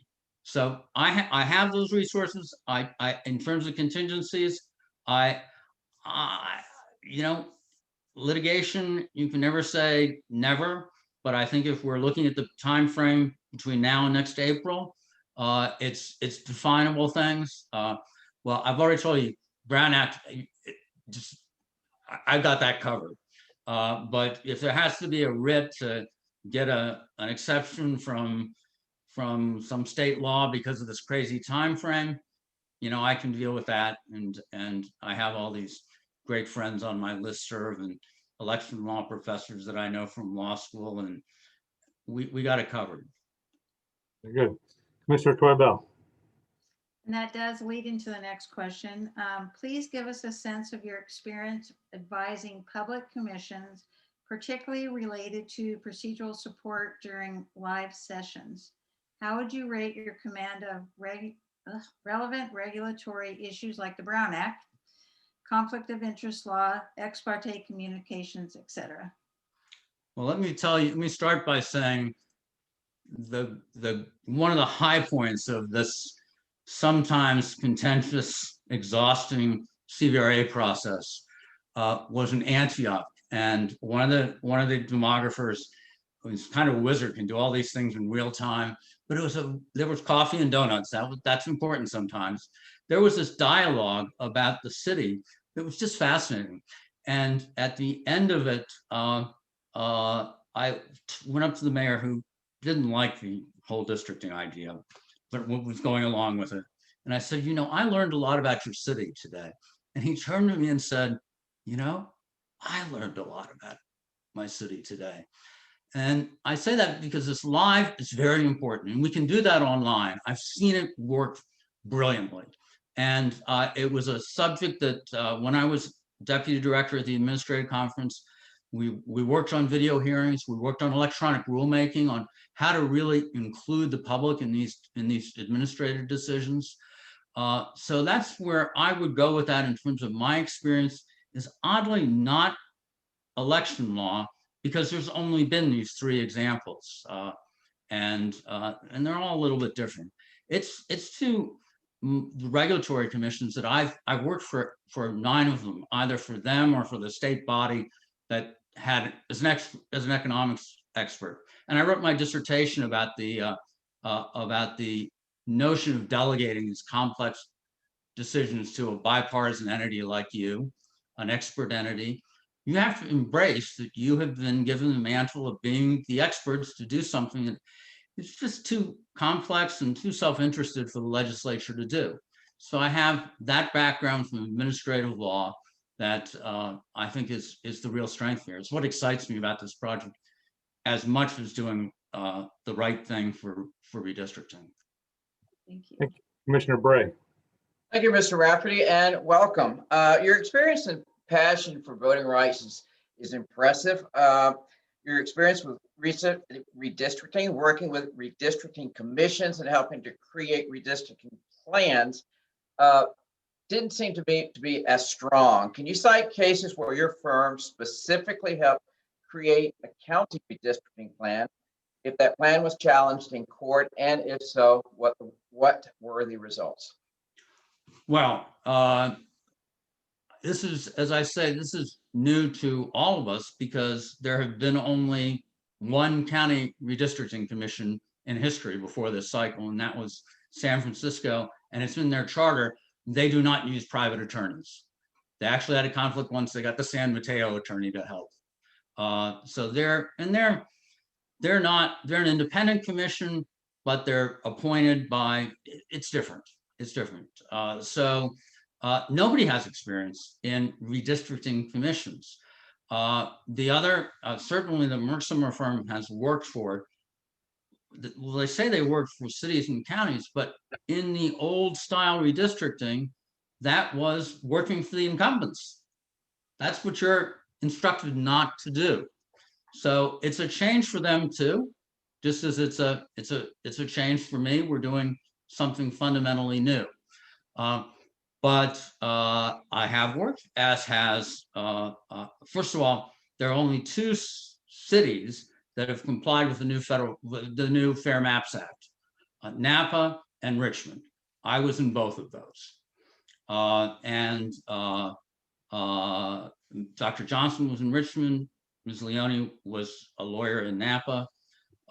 So I do have that experience, but I have not worked for elected officials except in voter protection. I've never taken a dime for campaign finance or anything else.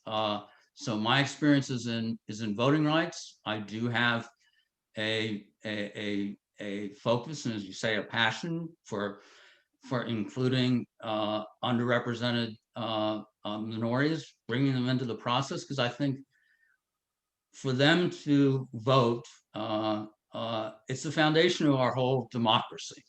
You know, when my grandmother arrived in this country exactly 100 years ago, she voted for she lived in Greektown. She voted for the Greek alderman. I can guarantee you that. She didn't speak a word of English. You know, she was helped every step of the way. That was how you became an American. And I do have that passion. But at the end of the day, I'm your attorney. So when I'm working for you, it's defending you. If you say that map Doug wrote is the way we want to go, it is going to have the most spectacular defense you can imagine. It's going to be, but I hope, and this is where I get excited. It's going to be readable. That San Diego report, it's great for litigators, but it's not very interesting. You can do so much better, and keep aiming for trying to get a copy of your report on those coffee tables across the county, something that people are actually interested in. So I think we can do that. And it's a new enterprise. And I admit I don't have experience, and frankly, neither of the other parties does either. But we're going to do it. Very good. Commissioner Almeida, I think we may have covered your last question, but just in case, do you want to? Yes, sir, Commissioner Moore. I will rephrase it a little bit. So I know you talked about reaching out to Mr. Moiser for any potential litigation. And I guess the question, if, assuming that, happens, or if that is needed, would that be something, would you work directly with him, for example, contract with him to work with you to do that litigation, or would be something that you would recommend the county contract separately with Mr. Moiser to provide that additional litigation support? I expect to take ultimate responsibility for it. I'm very flexible. Maybe, I know the county has to ultimately approve this contract, so maybe they would have a point of view, but I'm sure we could work with any formula that was suited to you. Thank you, sir. Well, Mr. Rafferty, those are all of our prepared questions. Commissioners, I would turn it back to you in case there's some items of additional clarification you'd like to address before we let Mr. Rafferty kind of wrap it up with us.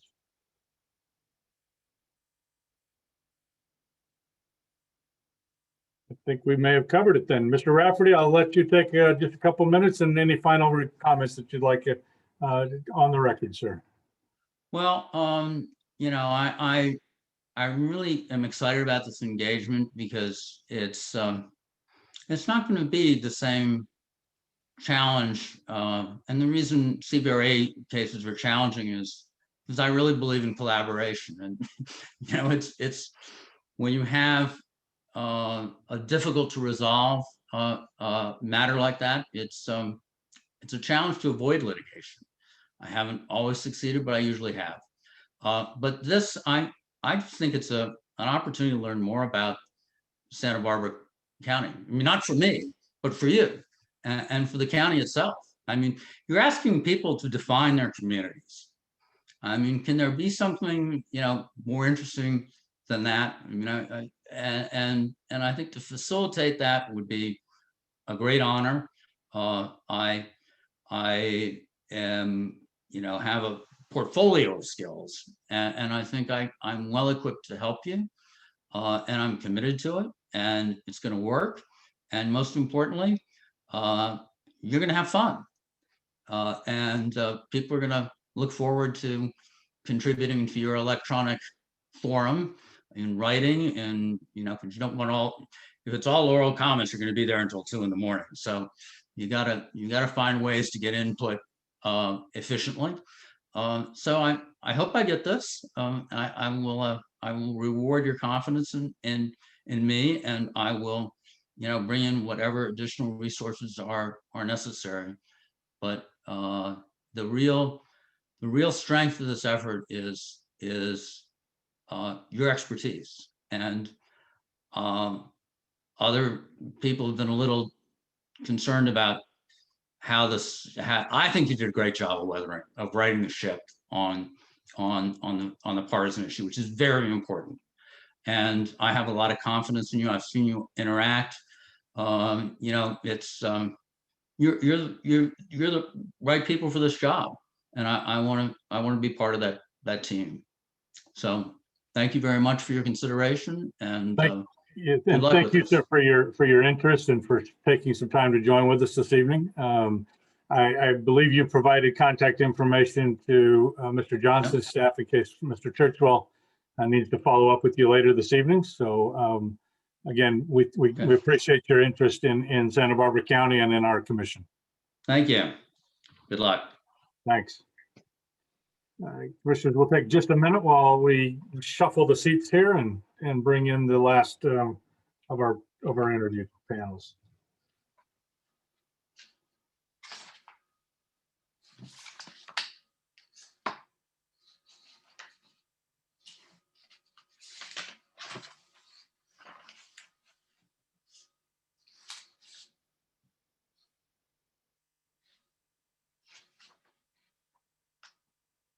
Okay, looks like we're all back and ready to go. So we have our third interviewing panel here tonight from the firm of Strumwasser and Wucher. We have Frederick Wucher, Andrea Orden, and Justin Levitt. I will invite one of you to begin by just introducing yourselves and your firm. Do that briefly, and then we'll work our way through the questions again, as we've done with the others. Good evening. Thank you, Mr. Chairman. Thank you, commissioners. My name is Fred Wucher.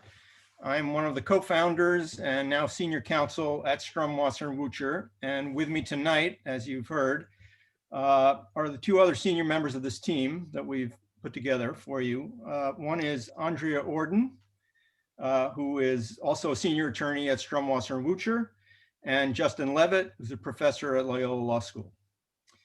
And I'm kind of be serving as the master of ceremonies tonight in terms of sometimes answering some of your questions directly, and at other times handing off to one of the other members of the team to respond more appropriately. And while we will be supported by a team of other excellent attorneys at the law firm who's been included in the written proposal, the three of us are presenting tonight because I think we each have a special expertise in one of the three aspects of what we perceive to be the overall legal representation that we propose to provide to the commission. Ms. Orden, despite her youthful appearance, actually has decades of experience in representing public agencies, including having served as county counsel for Los Angeles County. And I would dare say probably has as much expertise as anyone in the state of California in dealing with the issues that arise from that capacity and public meetings, familiarity with compliance with the Brown Act, with the Political Reform Act, with the Public Records Act, and helping the commission and actually running the meetings and issues that have come up. And I've noticed Mr. Churchwell has been quite busy in that regard. And I anticipate these kinds of things will continue. And that really is one of Ms. Orden's special areas of expertise. Professor Levitt, on the other hand, is one of the nation's foremost experts in redistricting and the Voting Rights Act. He has literally written and maintains the website for redistricting that tracks all of the litigation and all of the development of the law, ongoing development of the law in this area. And he brings that substantive knowledge and really a wealth of experience in working. He's worked with the State Redistricting Commission. He's worked with other agencies over the years in terms of, and of course his years in the Justice Department itself in terms of enforcing the Voting Rights Act. So he brings that substantive knowledge. My own expertise is more as a seasoned litigator, including in voting rights and election law, and including having represented the County of Santa Barbara in the legal challenge that occurred in both federal and state court to its 2001 redistricting plan.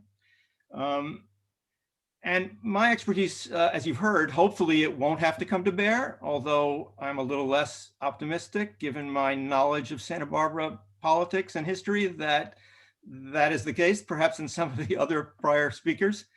But more important than that is, as you have heard from, and Ms. Leone, I think mentioned this, in preparing for the potential of litigation, you have to do it right from the beginning. And the role that I can bring, even as the one who would be primarily involved in actually the litigation part of this, is to make sure that it has been done properly so that if we do, God forbid, have to get to that point, we can defend it properly because we have the right record that's been made. So I don't want to take up more time. I know it's end of a long night already. I was here when they said 3 minutes, and then someone said, no, why not 2 minutes for the introduction? So I'll stop it at that, and we'll take your questions, and hopefully we can weave in everything in response to those. Thank you very much. Commissioner Katz, we'll begin with you again. So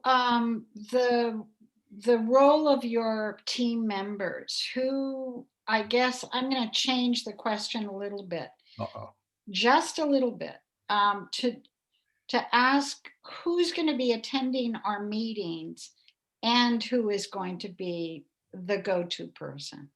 Okay. How is that communicated? So the go-to person will be Andrea, and so I'll hand it off to her. But we recognize that there are going to be a lot of meetings by statute, by your ordinance and for other reasons. And there is a budget, and we do have other attorneys who may assist and may be available at other meetings if it doesn't seem to require Ms. Orden's expertise or something like that, just because they'd be lower billing rates and be more efficient in that manner. But let me turn it over to Andrea. She will be the one who will be the kind of meeting to meeting person, given her knowledge and expertise in that area. Thank you, and thank you for inviting us. I think the go-to person is how you have described the one that you need to contact that will be primarily there for the meetings, and that will be I. And that's partially because looking to our individual expertise, my kind of life, more than 25 years in the public sector, has been designed to assist and lead public meetings, closed meetings, and have that kind of experience. I think public outreach, as everyone has said, is absolutely crucial here. And I've spent an awful lot of my time doing that. whether it was way back when at the Christopher Commission, after the Rodney King beatings and the public comments and coming up with the final report, which I think most agree made the kind of difference it should. Right now, we represent the city of La Palma that's trying to have its own independent oversight commission. So it's the public outreach portion that I think is my strength, and I would very much like to be involved with all of you in reaching out to the people of Santa Barbara. So I unfortunately, excuse me, do not have the personal language skills. I have a mother born in Hermosillo, Mexico, and I spoke Spanish as a child, but we do have that capacity within the firm. And of course, now working with Judge G in the Flores case, I work on a regular basis with the children at the border and the indigenous children who have come over the border too, often of course with translators as well. But I speak really as a child and not as a lawyer. So I'm looking forward to that, and that's how we hope to make this happen. Mr. Bradley. Thank you, everyone. Based on your interest in working with the Santa Barbara County Independent Redistricting Commission and what you already know about Santa Barbara County, what are a few Santa Barbara County specific challenges and biggest pitfalls that you anticipate with our redistricting process? Thank you. Okay. Well, I think they fall into two categories. There are the procedural challenges that a lot of people have spoken to already. I don't think there's a single person involved in this area of the law that has great confidence in the census data, either the quality or the timing of when that's going to come. And that's going to pose real challenges. I don't think, there are a large number of hearings that have to be held, but they don't all have to await the receipt of that data before you can start doing that outreach. So you can start some of that before, but obviously a lot of that will be data driven. And the timing is going to be a great issue in that regard, as well as I say, the quality of the data and the undercounting and what can be done about that. And we do have some ideas to advise you if it's something you're interested in and how that could come into play into your decisions. And that's one of the things we want to emphasize throughout this. We are here as your counsel and advisors. You are the people that decide what are the issues and make these decisions here. And we're just here to help. I think the second issue, frankly, procedurally is going to be COVID because all the great plans on outreach, they go out the window unless this can be brought under control. And it really doesn't look like it's going to be an opportunity to hold a lot of in-person hearings and get out to the community in a way that would normally have been the case. So we're going to have to work with you and see what kind of things can be done to overcome that. Substantively, with respect to the redistricting issues that you're going to have to deal with, based on my experience, there are two that I know that may dominate. One is UC Santa Barbara. It's 20, 30, 40 years, that's been an issue. Where do they fit in with respect to communities of interest, and how does that relate to the other population groups within the county? Santa Barbara is unique, it's special. It is unbelievably varied with respect to the communities that you do have in terms of the number of different communities within the county, yet you only have 5 districts to put them all in. So they can't each get representation. And so one of the real things you're gonna have to decide is to listen to the people and try and figure out how you meld these different communities into those districts. And I think that's an issue. And finally, there's a growing Latino population. We haven't seen what the numbers are, but preliminarily, they appear to be approaching in numbers the percentage is that issues will arise, and here I think I have to disagree with Mr. Rafferty a little bit. I think issues will arise under the Voting Rights Act with respect to how many and where the districts can be formed to protect the opportunities for that community. So those are the issues that some of the issues that I see you are going to have to deal with, and I emphasize you. Thanks. Thank you very much. Mr. McClintock. Good evening, and thanks for joining us. You've spoken to some of these issues already, but I'll just give you a chance to expand on it a bit if you'd like. How will you prioritize the Commission's work to protect communities of interest, partisan fairness, and electoral competitiveness? All right, I'm going to let Justin respond to this, but again, I'm going to emphasize, as will he, that we're not going to prioritize that. You're going to prioritize that, and we're going to assist you in that by letting you know what the legal constraints are. But Justin can talk to that. Fair enough. So you've now heard everybody say it, but not everybody has said it in exactly the same way. So I get to be the seventh voice telling you at the end of a very long evening. Yes, we're here to serve you and to give you the legal advice that you need in order to make the decisions that you need to make. You've heard other speakers mention this. The state statutes and your local ordinances really prioritize communities of interest, and they don't speak particularly to partisan fairness or electoral competition.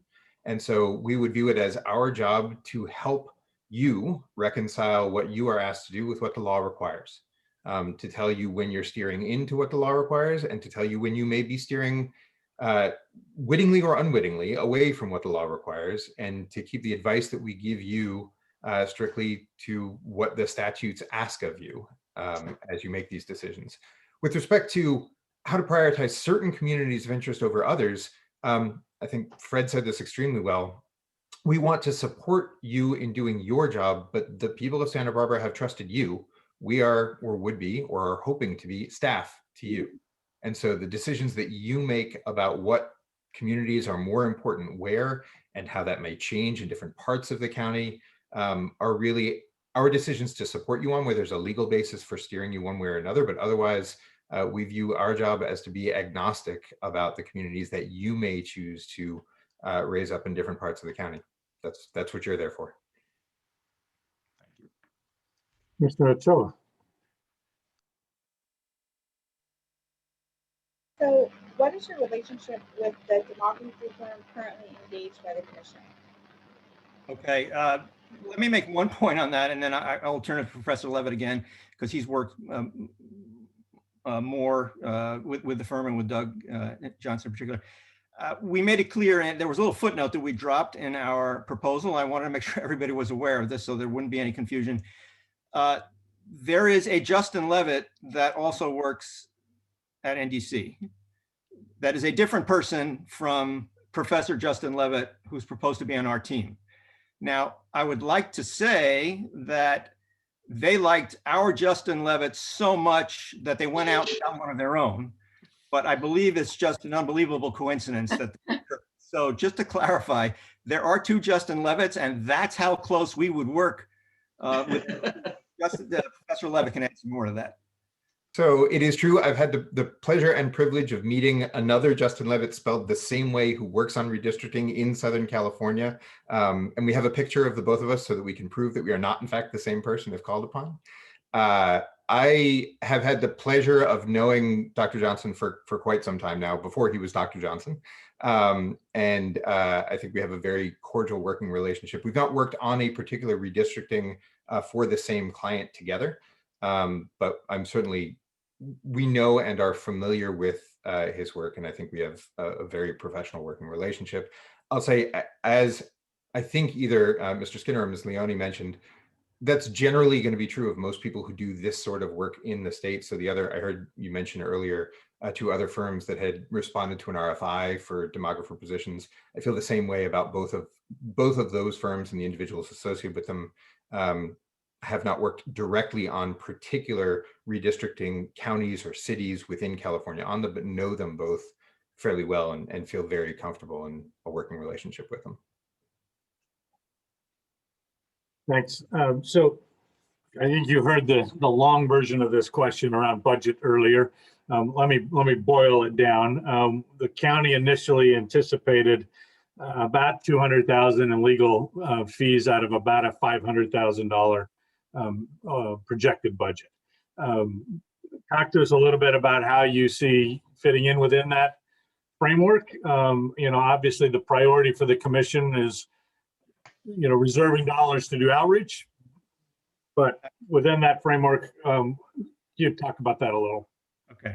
And I'm glad we got the chance, because I know that there were concerns were raised about that. And I think partially because of a mismatch in the way people were describing what their proposals included in this not to exceed. The short answer is we will work within the budget. And based upon the figures I've heard, our own assessment is that should not be a problem. Here, assuming that Steve has not been working night and day, and has left a little money left over for the rest of us. But assuming that that's the case, I think given the figures that I heard last week and clarification here, we'll do it. And we don't want the cost to be an issue. We don't want the project to suffer in any way because of it. Here was our thinking. The big elephant in the room, or maybe the big donkey, not the big elephant, will be litigation. And you've heard that from others. I mean, we just cannot predict what will happen with litigation. We're going to do our darndest. But, we represented the county in that other redistricting plan 20 years ago. It was a beautiful plan. It was, they didn't get past the summary judgment in district court. But it still cost $150,000 back 20 years ago to defend the perfectly valid plan. And that's what I say. I know Santa Barbara history. I know a little bit about Santa Barbara politics. It's an adversarial situation, and obviously it's a big issue. So we can't predict whether the plan will be challenged, no matter how good a plan you make.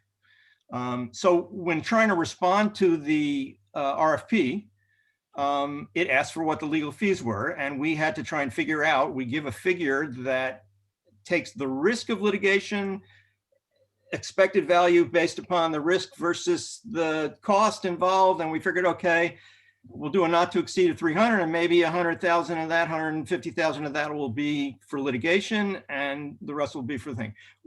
We are confident that we can handle your hearings and somebody else put it through to the preparation of the plan under the budget that we've got.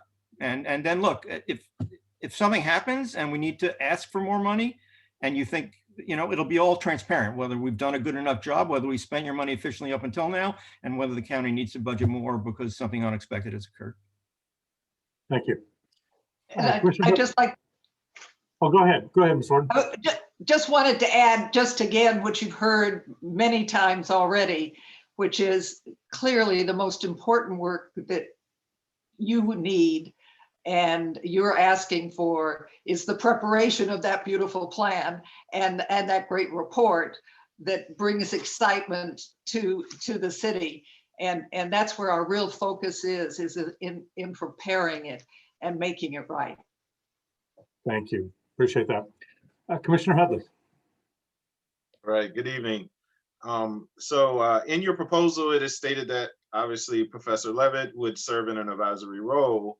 Could you describe how that consultation would work and how much the commission would be able to solicit questions on issues to him during the proposed service agreement? Sure, Commissioner. I just want to clarify, because that was probably ill wording on our part. Professor Levitt is a full member of the team. He's not in any kind of, he's not a member of the firm. And so we didn't think we could present him as a member of the firm. And so we had to have some other capacity in which he'd be part of the team, but he is a fully available, and Professor Levitt can respond more directly in terms of his time availability and what he anticipates bringing to it. But there's no separation among the three of us or any of the other people that would work on this. Yeah, this I've not been dragooned into this. I'm very much eager to work with my colleagues in serving you in this endeavor. I fully plan to be as engaged as you need me to be. We each have various areas of expertise, as mentioned, and I would hope that you would feel comfortable coming to me with any and all questions about the redistricting process that you might have, and I would certainly feel comfortable engaging. I wouldn't have put my name on a proposal like this if it were just a branding exercise and I hadn't planned on being fully invested in actually doing the work. And so rest assured, I am fully vested in actually doing the work. Thank you. Commissioner Bray. Thank you. Good evening, and thank you for being with us. You mentioned in your RFP that you successfully developed and implemented LA County's redistricting plan without a legal challenge and successfully defended Santa Barbara County's 2001 redistricting plan. I'm curious if there are other instances where your redistricting work was legally challenged, and if so, the results of that challenge. The short answer is there haven't been other legal challenges that were successful to any of our redistricting work, albeit that we have not been as directly involved as others in drafting plans or working with the creation of plans in the first instance. I have been involved in a couple of instances, for example, with the Los Angeles Community College District, in advising them with respect to creation of districts to be compliant with the Voting Rights Act. And we had one situation where MALDEF was threatening to sue, and we were able to go collect the data, go over it with MALDEF, go over the legal analysis, and persuade MALDEF not even to sue, because we showed them that the claim that we had actually complied with the Voting Rights Act in that regard. Professor Levitt has some more experience in litigating over plans and stuff that he can describe. But I'm not aware of any instances in where we've had any plans where we've been involved in advising with respect to them in which they've been overturned by the courts. So if I may, from your perspective, I think these are two different ways of asking a similar question. One is to say, how many times have you been involved in working on plans that have been challenged? How have the challenges gone? What's the experience been? But I think it may be a way of getting to how can we be sure that you actually know not only what the law is, but to help steer us clear of trouble spots in the future and help defend us from the troubles if they should arise regardless. And there, I think we have a really strong record, in addition to some of the plans that you've mentioned that we've actually been involved in together as a team. Through my experience in the Department of Justice, I took part in amicus brief after amicus brief, not only helping explain to the Supreme Court what their law was up to date, but helping anticipate what the Supreme Court would want to do in the future, given the facts on the ground in the situations that they were confronting. And though I think it would be foolish to say I'm batting 1,000 in the Supreme Court, I think you'd be hard pressed to find anyone with that rate. I will say that I have a remarkably good record in terms of understanding not only what the law requires, but given the cases that we've seen so far, where some of the more contentious issues that haven't been tested yet, where they're likely to go, given the drafters' intent, not only in federal voting rights litigation, but in some of the Fair Maps Act state statutes that you all will be asked to comply with, that you all will be asked to draw redistricting plans in conjunction with. So it may be another form of expertise to add. I've not been involved with the drawing of a plan that has been challenged, but I think I've got a lot of legal experience and ability to guide those who are drawing plans to keep them hopefully firmly on the right side of the law going forward. Thank you. Well, thanks, folks. That's the last of our prepared questions. Let me just come back to the commission and make sure that there aren't any unresolved issues or items that you'd like further clarification on. Not seeing any hands raised. Mr. Wucha, I'd give you the last word here if you've got a kind of a closing statement you'd like to share. I didn't prepare one, but I moved to say the following. Santa Barbara means a lot to me personally. I met my wife when she was teaching at UC Santa Barbara. And it's always been a place that while we then moved to live in LA, have longed to go back to. Over the years, I've been fortunate enough to work with the county and with people in the county on a number of issues. It's a wonderful place. All of the attorneys in our firm and that here tonight got into this line of work because we want to do exactly this kind of thing to help our democracy better, to help our government be better, to help underserved communities get their fair share of and a fair voice. And the work of this commission, as you've heard everybody say the same thing, it's so important in that regard. We'd be honored to work with you and want to do anything we can to make your work a success. That's it. Well, again, thank you. Mr. Wucher, I also understand you're the guy with the late night cell phone availability. If Mr. Churchwell needs to reach out, is that still correct? Very good.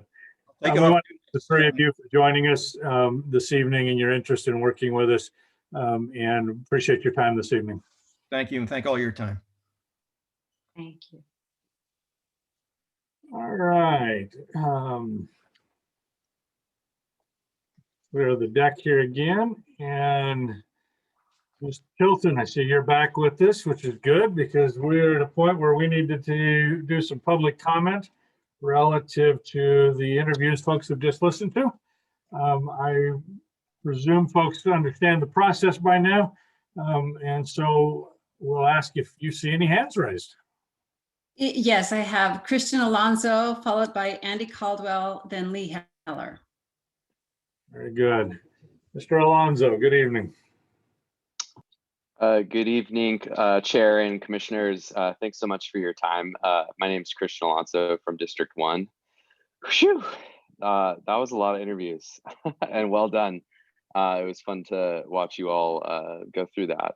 I hope, and you all asked great questions. I hope that, you all got your questions answered, and I want to keep my comments brief. I think you have a lot of really experienced candidates here, and they all interviewed well. But I think it's pretty clear that the choice should be Strumwasser and Wucher. Based on what I heard, they have the right mix of knowledge, the right staff volume, the right experience, and transparent pricing that will deliver quality services and predictable costs for you all to go about the work of redistricting for the county. Thanks so much. Thank you.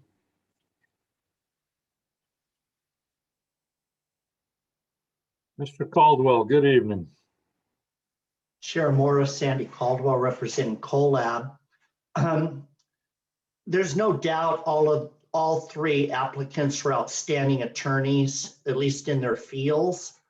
But I think if I understand this, the proposals can't be changed or modified. From what I understand, they submitted a bid, and that is what you would contract with. And in that regard, even though Mr. Wucher says we'll work with you, they gave you a $300,000 bid, which is out of your price range. On the other end of the scale, Mr. Rafferty gave you about $100,000, and this was his exact words during your interview. I could bring in friends who hopefully would keep you in budget. Hope is not a plan, and it's not a legal proposal. So you don't have a proposal for even any litigation from Rafferty, and you've got a proposal from Wucher that is probably at least 50% higher than your budget. So that makes me look at Nielsen Merksimer. So I think the questions, about whether or not Hillary Gibson was disqualified was valid, but I'm kind of chagrined that nobody followed up on Chris Skinner's comment that Wucher was an attorney for one of the sitting county supervisors. So in essence, that should have been one of the biggest red flags you had tonight. Was Wucher a county supervisor's attorney? That right there is disqualifying. The fact that they can't change their bid with a not to exceed amount of $300,000 is problematic. I believe I've dealt with Wucher's firm because we were the ones who sued the county 20 years ago because we didn't think Isla Vista was part of the community of interest with Vandenberg Air Force Base, Lompoc, and everywhere else they stuck it in. But we lost that lawsuit. But I think that Nielsen has the most direct experience of anybody, including working for Santa Maria and Santa Barbara, Carpinteria and Goleta, and they've done this work. They specialize in this work alone. So I think they're the one in the middle, price-wise. They are the most experienced. with this county. And secondly, I think they got the team. Woocher's coming in for litigation. I already know them. You're not going to see Woocher. And their billing rate was $5.75 an hour. Anytime the Levitt and Olden show up, it's costing you over $1,000 an hour. And that's just the fiscal reality of this situation. Again, Woocher's an outstanding attorney. There's nobody better, but that's not everything you can look at. Thank you. Thank you. The next speaker is Lee Heller, followed by Spencer Brandt, then Lata Murty. Good evening, Ms. Heller. Chair Morris and commissioners, I'm so disappointed not to have gone first. I feel like I've broken my streak last week, and I think we jinxed you. I broke my streak. So it's really interesting to listen to Andy Caldwell, who clearly still holds a grudge against a firm that I was massively impressed by in this interview process. The staff they brought into this interview was clearly incredibly experienced, from Ms. Orden and her knowledge of how county council works, which means the very administrative law that you need to be advised by, to the voting rights law that you have with Professor Levitt, to Mr. Woocher's overall experience, including his knowledge of Santa Barbara County. It's been 20 years since he represented the county, so I don't think we have to worry about some kind of issue with that. But conversely, it means he understands this county in a way that none of the other applicants do. Their overall professionalism and knowledge really impressed me. So I can't imagine you don't feel the same way. And I don't see any alteration of the bid. They talked about an upper limit. That's all the bid reference. So it wasn't a hard commitment in numbers. So anybody who's advised you on contract law would tell you that Mr. Caldwell is wrong on that point as well. My concern with Nielsen Merksimer remains. And although I don't want to go into it tonight because of time limitations, Philip Seymour submitted a letter that showed up in your public comment that summarizes what I have been referencing in the past. And although some of the issues have been addressed by Ms. Gibson, I don't think they really understand the relationship between your conflict of interest code and the ordinance, which changes the terms of that conflict. And they did not satisfy my concern about their request for a waiver. I'm just trying to imagine going to an attorney and saying, hi, I'd like you to work for me. And having the attorney say, well, okay, but down the line, I may want to represent somebody who wants to sue you. Even if it's on a different subject, lawyers aren't supposed to do that. So I think that's a real issue. Anyway, thank you so much. And I'm really hoping you go with Stromwasser and Woocher. Thank you. The next speaker is Spencer Brandt, followed by Lata Murty. Good evening, Mr. Brandt. Good evening, Chair Morris and commissioners. I just want to say at the outset, I'm really not jealous of your position tonight. These contracts and interpreting the law and legal proposals can get kind of tedious and confusing. So I really appreciate the work that you're doing, especially this week. After watching the interviews, I think it's pretty clear that Nielsen and Woocher both interviewed the best. They both have a wealth of experience, and they're both good salespeople. They can advocate for themselves really well. I think that Woocher probably gave the best interview. He's the only one I think that demonstrated that he's kind of put some thought into the local context here, referencing UC Santa Barbara and the uniqueness of the Santa Barbara County community. And he's represented the county in the past, so he's got that experience as well, thinking about litigation. As far as the lead counsel goes, who will be interfacing with you, I think that Ms. Orden from Woocher's firm is going to give you the best, firepower as a former county counsel. I think she has the most impressive resume there as far as that goes. And I do think that Woocher had some good things to say about working within the budget. And I wouldn't let yourselves be bogged down by that. I do want to say I am still concerned about some of the issues that were brought up in regards to this potential conflict of interest with Nielsen. You have Nielsen's opinion and their legal opinion, but clearly there's a difference of opinion among attorneys on this issue. It was just brought up, this letter that an attorney submitted to you in public comment, making, I think, a pretty reasonable argument that this is a problematic conflict. And really, their argument, I think, boils down to trying to make a distinction without a difference. So I think they could have solved that problem by just saying that they were going to take Miss Gibson off and replace her with another partner. You know, they're a big firm and they clearly could have done that, but they decided not to, which was a little strange to me.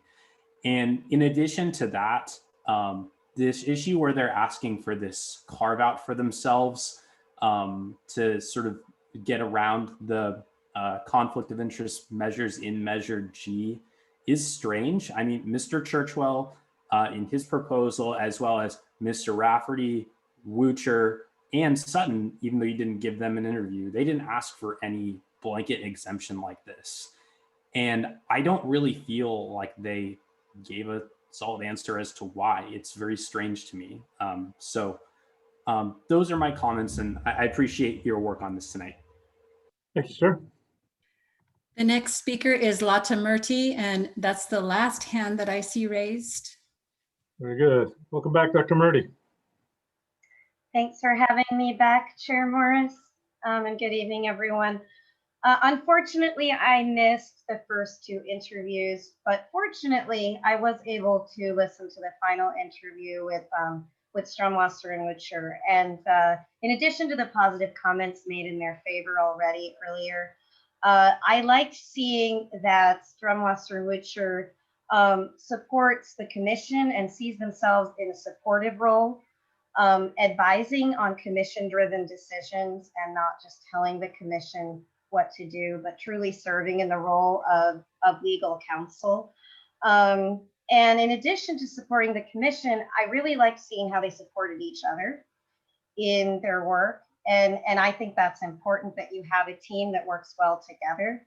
And I like seeing their collegiality and their dynamic. And I think they would be an excellent choice. So thank you. Thank you. Very well. So at this point, we are going to close public comment on this item, and we're going to go to closed session for the commission to discuss the potential appointment of new legal counsel. We will be back as soon as that is done, and we promise to do that as expeditiously as we can.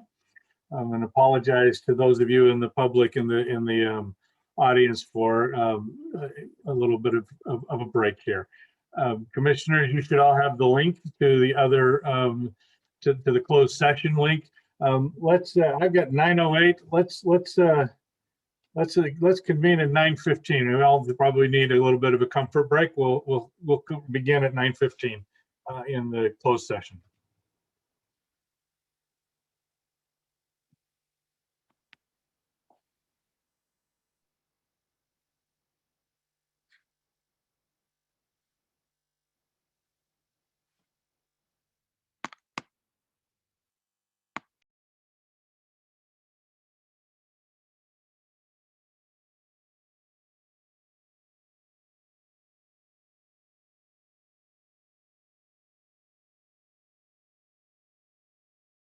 Proposed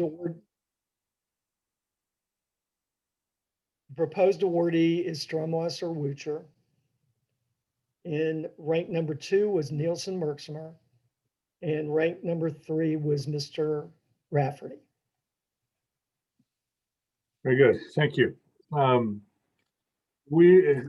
Just as an announcement for the public, if you've been following our website, you'll notice that there's a second meeting this week scheduled for Wednesday evening. The intent for that meeting is to finalize or approve a negotiated contract with the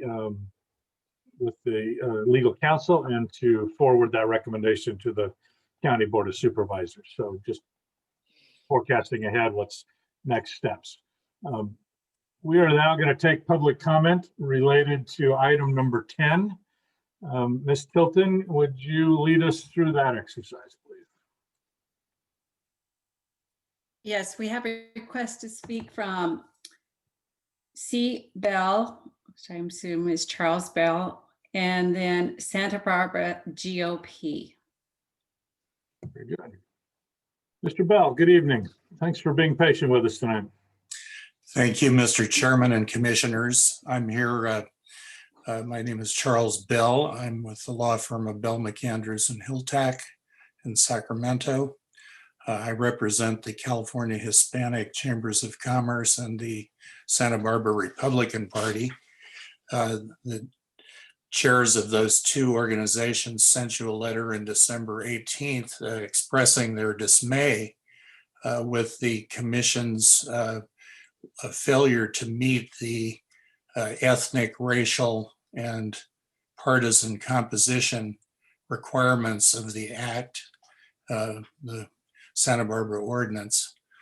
And in the ensuing 3.5 weeks or so, I know that you have replaced 2 commissioners.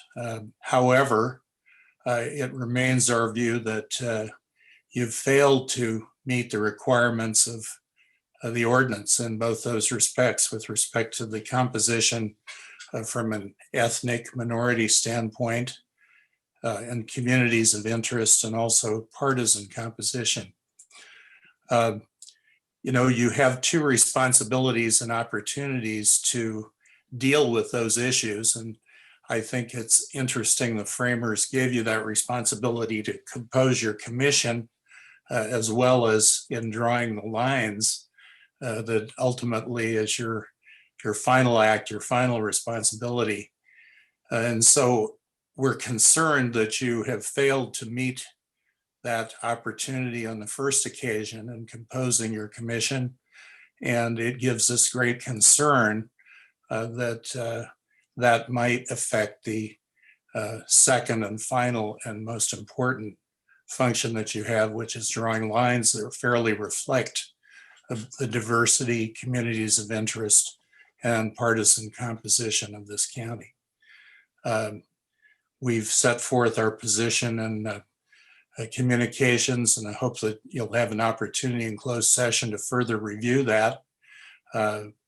Look, we know that these are difficult situations with the initial 5 being selected and then having to choose people on the constraints of district and of ethnic diversity, and also to achieve partisan proportionality. It's a tough task, and it's the task that's going to be before you. And I would just urge you not to give up on this phase of meeting that requirement. It is possible to do so. It will involve at least one person from the existing body leaving this body, I think, to achieve that in an optimal fashion. But it's one I seriously urge you to undertake. Thank you. Thank you, sir. The next speaker is Santa Barbara GOP, followed by Robert Mercado. Good evening. Could you please state your name for the record?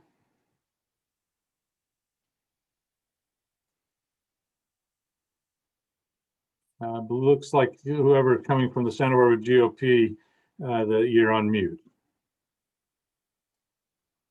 Yeah, my name is Bobby McGinnis.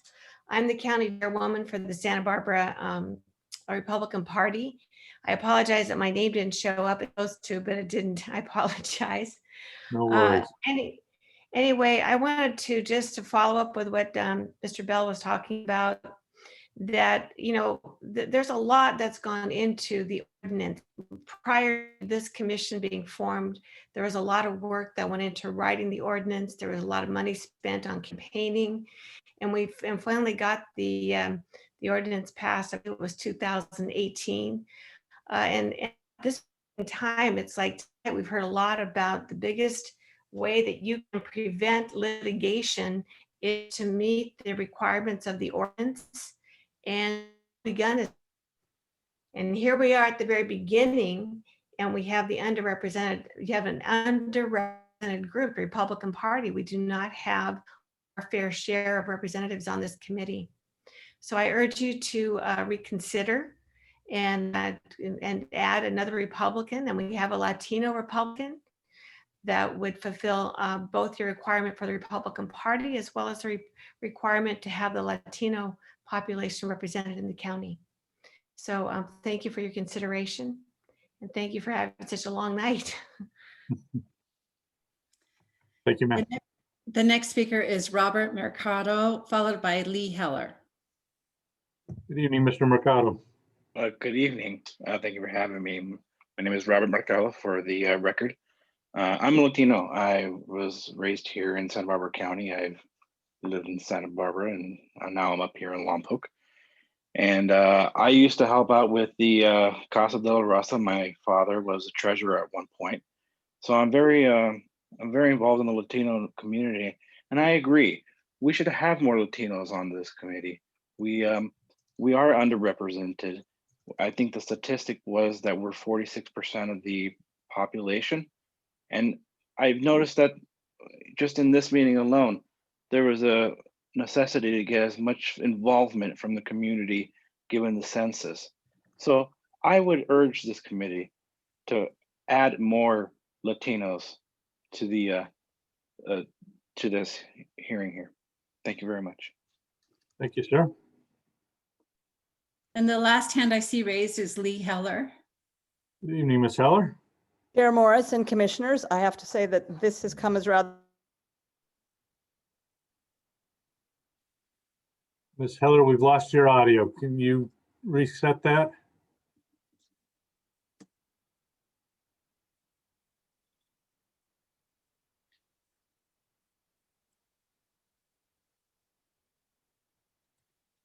Can you hear me? We can now. Thank you. Okay, We I lost don't you know right what at the happened. beginning. Right Sorry at the- about that. Okay, start from the beginning. Chair Morris and commissioners, I have to admit to my surprise at what was just spoken during public comment. As you know, I was one of the people that raised concerns early on about your failure to appoint a sufficient number of Republicans and Latinos and was relieved when circumstances allowed you to correct that. But it has in fact been corrected within the framework of the ordinance, which is what defines your responsibilities. There is a requirement that you not apply a formula when it comes to demographic diversity, and there's really no way to do so. Fortunately, you were able to increase Latina representation, which I am grateful for. You need between 2 and 3 Republicans to meet the requirements of proportional representation for partisan purposes. You can't really have 2.8 because you can't have 8/10 of a person unless you're trying to split a baby, which I don't think you want to do. And there is, of course, also no mechanism in the ordinance for either adding people or forcing people to depart. So there's no mechanism for the changes that they're asking for, and you have made the changes that were required by law to get you to where you are now, which is in compliance with the terms of the ordinance. 2 weeks ago, I would have told you you were ripe for a lawsuit based on your failures to appoint the appropriate proportions. Now, I think you're fine. So I think these really are empty threats. Thank you. Thank you, ma'am. I see no more requests to speak. Very good. With that, we will close public comment and return to closed session and be back to report out any action as soon as we can.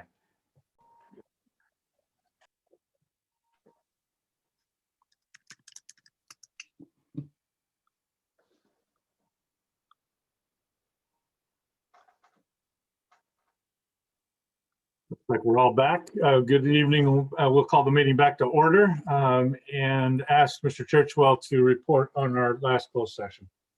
In closed session, the most recent closed session tonight, the commission took no reportable action. Very good. Thank you. Commissioners, really quickly, items 13 and 14, future agenda items and scheduling of future meetings. Again, just to remind you, we do have a brief meeting scheduled for this Wednesday, assuming that Mr. Churchwell is able to bring back a contract in order for us to act on that item. And then our next scheduled meeting, Ms. Hilton, help me, I haven't got my calendar in front of me.